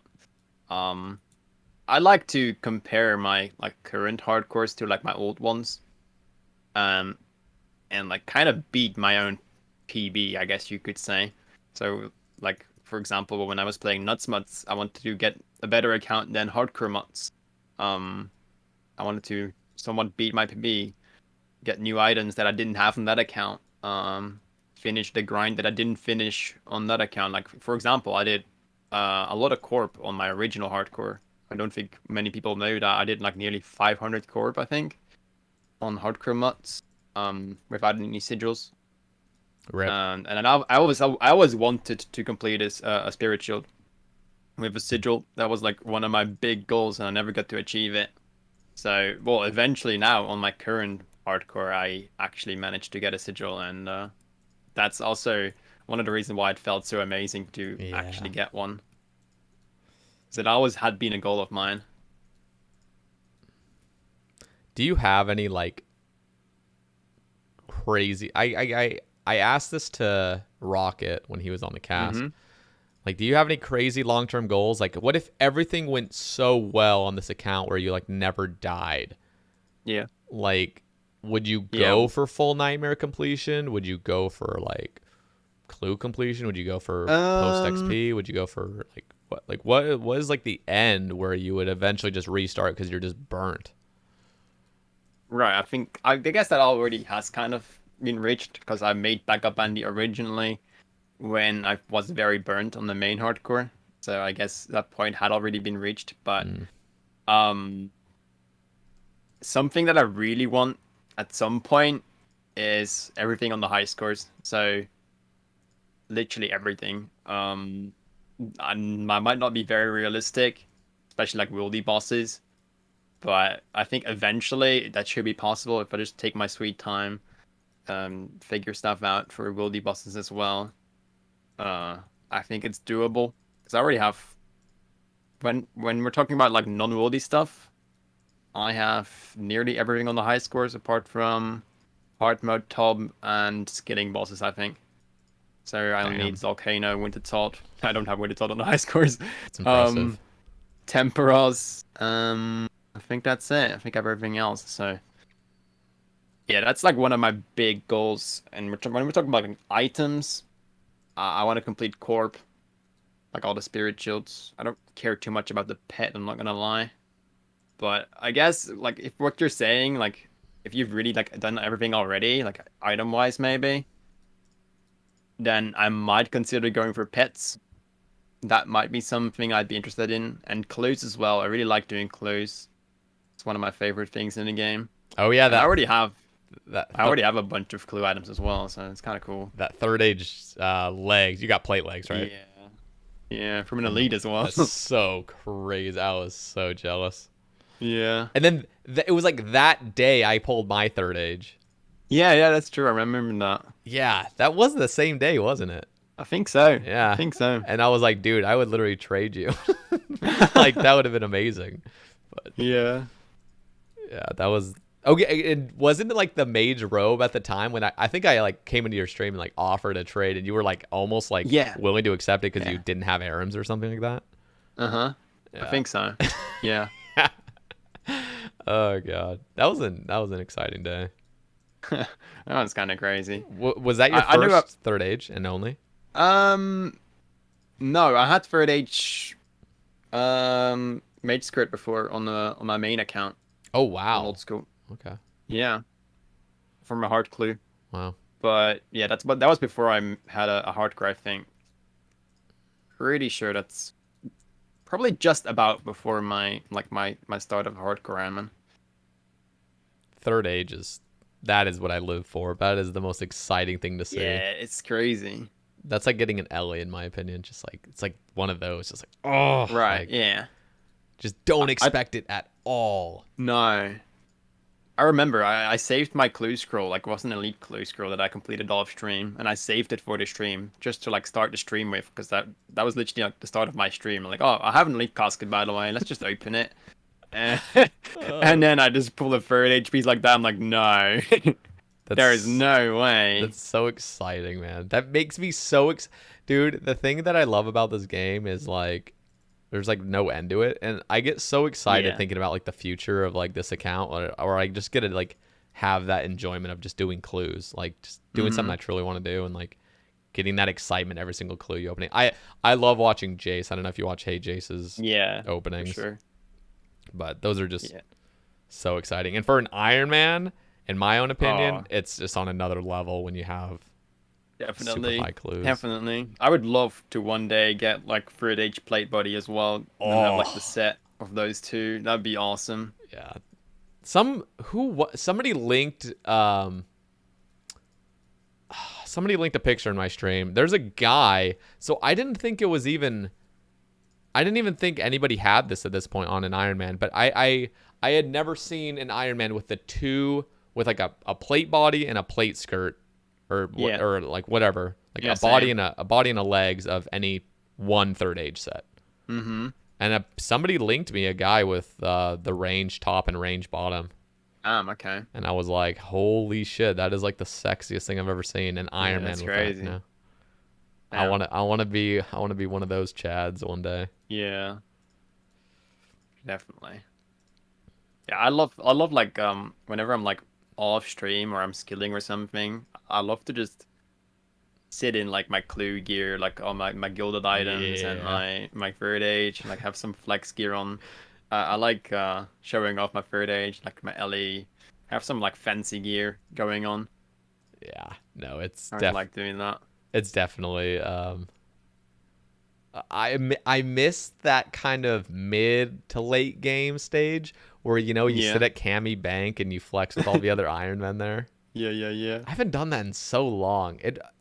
I don't know why. I used to do that a lot back when I was like 2K total, like 1900 to Yeah, like same, 2K. It's same. like that's like the stage where all those Iron Men are at Cammy Bank. Yeah. Yeah. Oh god. I do that sometimes on the backup ending, and It's whenever I fun. get outflexed, I just bring my main there. You know what was really fun is when you get something super crazy, but like you're at the flex party. Let's just say there's like 5 Ironmen at the bank. You're all flexing your items, and but you Yeah, have one item that's just gonna blow them all away, like probably an LA yeah, or yeah, something, and you save it for last. yeah, You're like, oh yeah, I got this. Somebody tries to like flex their best thing, and then you just pop out an LA or something. You're like, oh yeah, god damn it, exactly. good times. Oh yeah, I remember. Oh, that was it. I got an infernal cape years ago, Oh, and I yeah, was flexing my fire cape initially. I was at the flex party showing my stuff, and then all of a sudden I popped on the infernal cape this is back when like Iron Man with infernal capes were pretty rare, yeah. and I just put that on. They're like, oh shit, yeah, good times. That's great. That's great. Okay, risk adverse says or asks, is Mutt's IRL background wallpaper? Wait, is Mutt's IRL background wallpapered? Oh, I see what he's yeah, saying. my background. Okay. Yeah, Or did he paint those stripes on his wall? Yeah, your striped wall. yeah, yeah. It is indeed wallpapered. Yeah. Yes. Okay, we got to the Correct. bottom of it. Yeah. Yeah. All right. Very, very good question. So Bernie does ask just when will he try a UIM? Do you have any plan to do that? No, nah. Me I neither. don't think ever. Unless I feel like I don't have the time to invest in a hardcore anymore or something like that. Yeah. But I would have to do with my IRL or something. Maybe in that case, I'd probably be more likely to just play an Iron Man, honestly. But who knows? I doubt it. Okay. I think the last topic we have on this is DK asks, what's the optimal way to play a PVM hardcore? I like how there's a real risk to reward to the game mode, but how realistic is it to keep it up? And then he also just asks, why does the red helm matter so much? Which we've already pretty much covered why it's Right. so enjoyable. But So what's the optimal route, I guess? Or I guess like it's kind of a ambiguous question. I would probably say like, is it more worth in my opinion, to like, I don't know, safe up at all times? Like, is it? I don't know. Like, Right. I don't know what the real question is asking. You can make of it what you will. Okay. Because he says as like a PVM hardcore. Like, what's the most optimal way to play that way? Maybe All he's talking like right. route wise, like what content you would I do. feel like it's like route wise what he's Okay. saying. I'd say right now, like the most optimal thing to do is like rushing Gauntlet. It's just too good for like a low level. Like I've noticed on backup and like just even if you don't even take into account like the blade, for example, the loot, the regular loot is just so good. Because I remember like when I got to the Gauntlet, I had like maybe like 1 mil cash or something, maybe not even, and it just shits out like alkables and cash and battle staves, which you can then later alk again. Um, Gems as well for some crafting XP, and it's just so nice.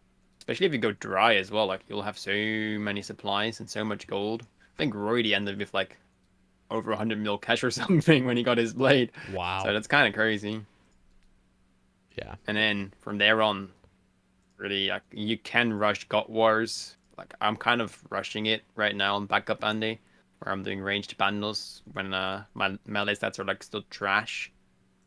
Um, but that's more.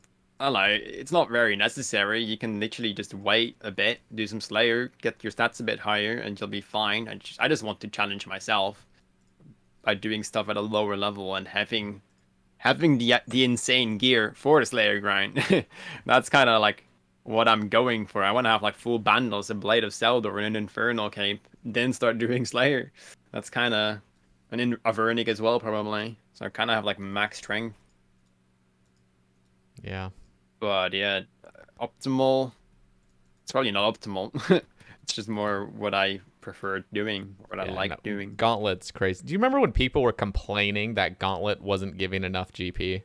Yeah, I Like on remember release, they're that. like, "This isn't enough GP per hour." I'm like, "Bro, you're getting like four rolls of loot every single time, Mm-hmm. and then you're also on top getting armor seeds, which now I'm pretty sure are like 7 mil or something." They are mad expensive right Yeah, now. Yeah. and then on top of that, a blade and now a bow coming out. It's like Yeah. Gauntlet honestly is good content. It's Oh yeah, I it. love Gauntlet. I, Like Gauntlet is one of those things where I'd wish I could just grind it and not have to care about dying. And like that's probably one of the places where I wouldn't mind being an Iron Man. yeah, no, Like I really enjoy it. it's enjoyable stuff. Especially like I'm glad. Okay, so I had completed Gauntlet really early, like at 220. I had everything, like 8 seeds, 8 armor seeds, the blade and the pet, and Mm-hmm. then I literally dismantled all of my crystal armor seeds because it was just useless armor at the time. And so I Yeah. dismantled them all just to open some Oh like no. enhanced keys. But it's cool though because if this bow, God forbid, does come out, Mm-hmm. I Yeah. can now like just go grind out those armor seeds again and another blade technically and use that as the Yeah. bow. True. True. So it's kind of exciting to like renew that content because it was fun and you get elites, True. which I Yeah, it's like love one in getting. 25 or something, right? I think. Yeah, 1 in 20 for corrupted, Oh, 1 in 20, 20. Okay. 25 for normal. Oh yeah, that's true. Yeah.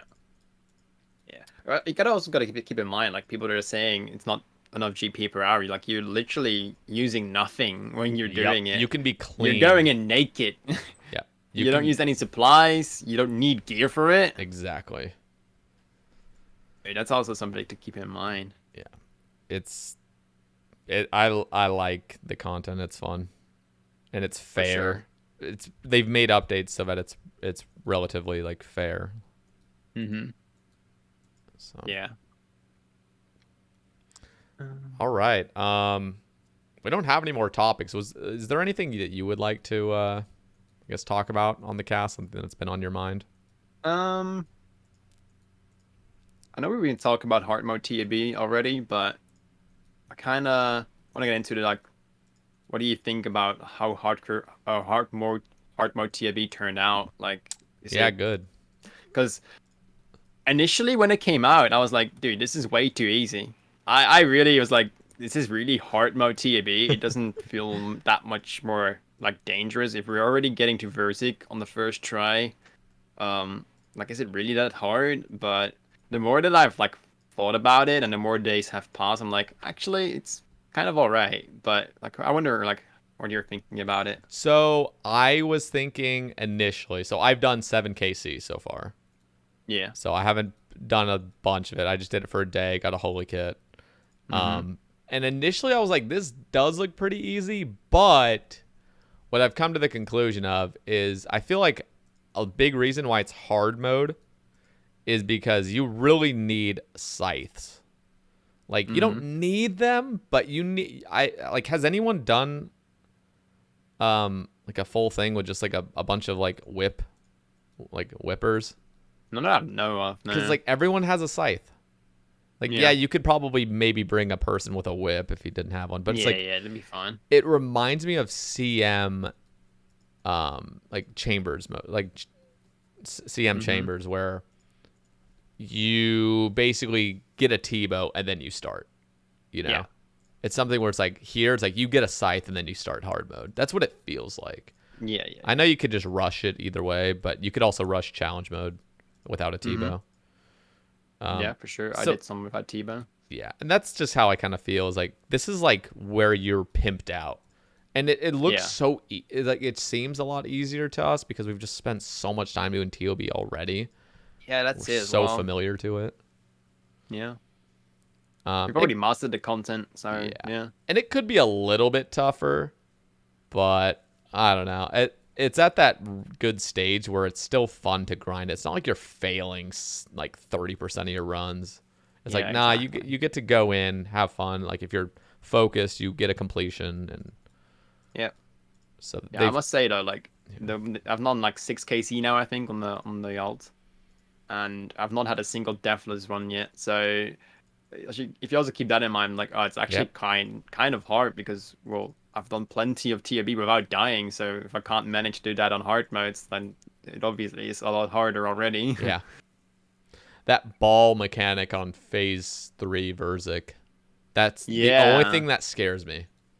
that's what I'm like very scared Yeah. about if I've sent some hardcore tubs because It's so you're like I don't. really depending on your Oh teammates. yeah, like even if you right click follow on one of your teammates, like they could still Yeah. path weird and you would still Yep. take the ball. Like Yep. it's because I died my first one to that ball. I was like, fuck, I didn't even realize I had a ball on me. And then one time I took like a 70 or something. I didn't even realize the ball had bounced me. I wasn't even near it, and it just came to Yeah. me. I was like, I don't know. I don't understand the mechanics behind the ball yet. So I'm not too scared about the ball bouncing. I'm more scared of like if the ball initially goes on me, yep, it's that's always a one hit, terrifying. right? Yep, So it's pretty I've terrifying. talked about this. Like if I really want to go the safest way, if the ball is ever on me, I just teleport instantly. Yeah, no, for real. That's what I would do. I'd be like, That like that would literally be the safest way of doing it, because then there's like no risk of your teammates running away last second or something. that'd be horrible though to It's throw like all these. Stotetsek ball on steroids, because the Stotetsek ball, at least you can tick heat it. That's what I Yeah, always do. Whenever the ball is on me, I always make sure I tick heat. So just in case my teammate do leave early, I still survive it anyway. I personally Um, wish you could tick eat that final ball, but I understand why they yeah. don't. I mean, it makes sense. It would just become meta to tick heat it anyway. Yeah, but No one would bounce it. yeah, no, that's true. But it would still be kind of cool because then you're literally at 1 HP when you tick eat it, which makes it so like the next Verzik hit is going to probably kill you, or the next like purple thing I that's don't know, the way the green ball works though is that there is like a bit of a pause between like the green ball hitting and the Rosic attack, so you'll have time to eat up afterwards. that's true. So it wouldn't really That's true. It would be work meta to out. do it. So I I understand why think they they did did it. say like they would change something if it becomes meta. Then if something like tick eating the yellows, for example, that just became meta, people didn't really Yeah. um try to like organize it. They just tick ate all the yellows and then it was fine. Like that's what Rooks did, and they just fixed it instantly Yeah. because it was just way too powerful. So they would not like make the green ball tick eatable because it would just become the meta instantly. No one would Yeah. starting to bounce the ball again, which like it takes coordination to do that to pull it off, and that's exactly what they intended it to be. So Yeah. No, that's fair. it makes sense. So what happens in a solo? Does it just not hit you full HP? The green I ball. think if you like the last one left, it just hits 74, I think. Okay, that's fair. Pretty sure. Yeah, that's probably right. Yeah, I but think that's pretty much hard mode tub, right? Or yeah, I like hard mode Tom. It was fun while I did it, and now I don't think I've covered this, but hmm? the Arceus spellbook. I think we covered it before the stream, but or before Yeah. the thing, but the Arceus spellbook is extremely OP. So I'll just briefly kind of go into it. What I've seen firsthand is, well, the Shadow Veil spell is amazing. I've been using it here at Vires. Oh, that's the The, thieving one, right? yeah, this Yeah. greater zombie. So watch, I'll literally spawn one right here. Wait, what? Oh, that makes sense. Okay, so look, I just cast the zombie spell and it said I need the Book of Dead. Right. But the last time, I guess I did have it in my inventory. Oh, you need to have it on you then. You just need it in your inventory. Okay, at least you need Oh, the book. So yeah. I was thinking, this is for people listening to like Nightmare. I had been saving up charges for my harmonized staff. I have like 4,700 or 47,000 wrath runes, a full tome, and some pages I've been saving up because I thought you had to have this book equipped at all time to summon these. Apparently, you just need it in your inventory. So, and this is what I've heard. It is not confirmed, and I don't fully believe it yet, but people say that the mage thrall can damage the pillars at Nightmare, which I'm not positive on yet. Yeah, that would be crazy. It might already be confirmed by the time people are watching this, and they'll just tell me. But Yeah. if that's the case as well, and this spell, where's the spell where you can a death charge? I thought this death charge had to be with Slayer monsters. Apparently, it's just any monster, and so this I was thinking, oh, like for the parasite that uh, comes out, you won't even be Yeah, able to do it yeah. because it has to be a Slayer monster. But no, and now this works as well. So this spell book is so good for like The Nightmare Nightmare Grind. and other stuff. Yeah. And so So how much spec do you get back if you, you you kill get like a parasite? 15%, and it's every minute you Okay. can do it. And the Oh, parasites spawn every minute. yeah. So it's like the perfect thing where every single parasite you do, you're gonna get a claw spec back basically. Yeah, that's crazy. As long as you start with 100% spec on that phase. And that's just Yeah. assuming normal. So Fassani's going to be different. Mm-hmm. True. But yeah, looks like Winter Todd's canceled. Harmonized Orbs canceled. At least I just got a bunch of charges for, maybe Raids 3 if it ever comes out. But Yeah, that'd be nice. yeah, I was like, holy shit. Yeah. Anyway, pretty crazy. But I guess we'll wrap things up. I think we covered most of it. Yeah, sounds good. And Mutz, really appreciate you coming on today. It was a pleasure as always. It Every was a guest is a pleasure. pleasure. Yeah, I'm grateful to be here. Yeah. Very We'll nice. we'll have your Twitch, Twitter. Do you have a YouTube? I have a YouTube. Yeah, Do I you- actually recently uploaded my MA2 on that. oh shit. Okay, Um, I gotta follow. I gotta subscribe to your YouTube. I didn't know you had one. I have one. I used to have my Matron 2K from Nutsmuts on there, which is like over 2 years ago now. But recently I put my tank test on there from Backup Andy at Venanatis. So that's up there, and then the Hard Crowdman MA1 and MA2 on Backup Andy as well. So I mainly plan to put content on there that's like worldy related that I can't really stream. So that's the plan for the YouTube for now. Okay. Well, I'll put the YouTube in there. Twitch, Twitter. Is there any other links you'd like? Um, Twitch, Twitter, YouTube. No, that's fine, I think.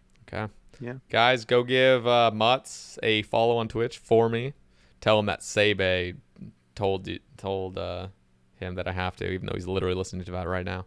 And then, guys, thank you. Next week, not positive who's going to be on it. It's not like I barely ever know who's going to be on the next cast, but hope you guys enjoyed this one. Oh, real quickly before it ends, I am going to start a highlights, the Sae Bae Cast highlights, where I pull like segments of each cast, and I have a little highlight where it's about 5 to 10 minutes of us talking about one topic. So look forward to that, guys. Like Mutz will have one where it's like That's cool. whatever the most exciting thing we talked about, Yeah. arguably.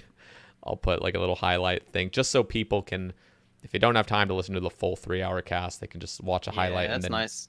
yeah, see if it's worth their I've time to I've watch. heard people like tell me, oh yeah, I know about the Sae Bae Cast, but they're just all so long, and I don't have the Yeah. time to like listen to all of it. So I've definitely heard feedback on that. So that'd be very nice for those people. I'm so excited. And shout out the real Boogard. He was the one that kind of like inspired me to do it. So it's going to take some time to compile what I think is Hmm. the highlights of each cast. But look forward to that, guys. And then also, if you guys would like to support the Sae Bae Cast exclamation Patreon, it's in the description down below. But yeah, we'll catch you guys next time. Thank you very much. Peace. Thank you for having me here, and have a good one, guys.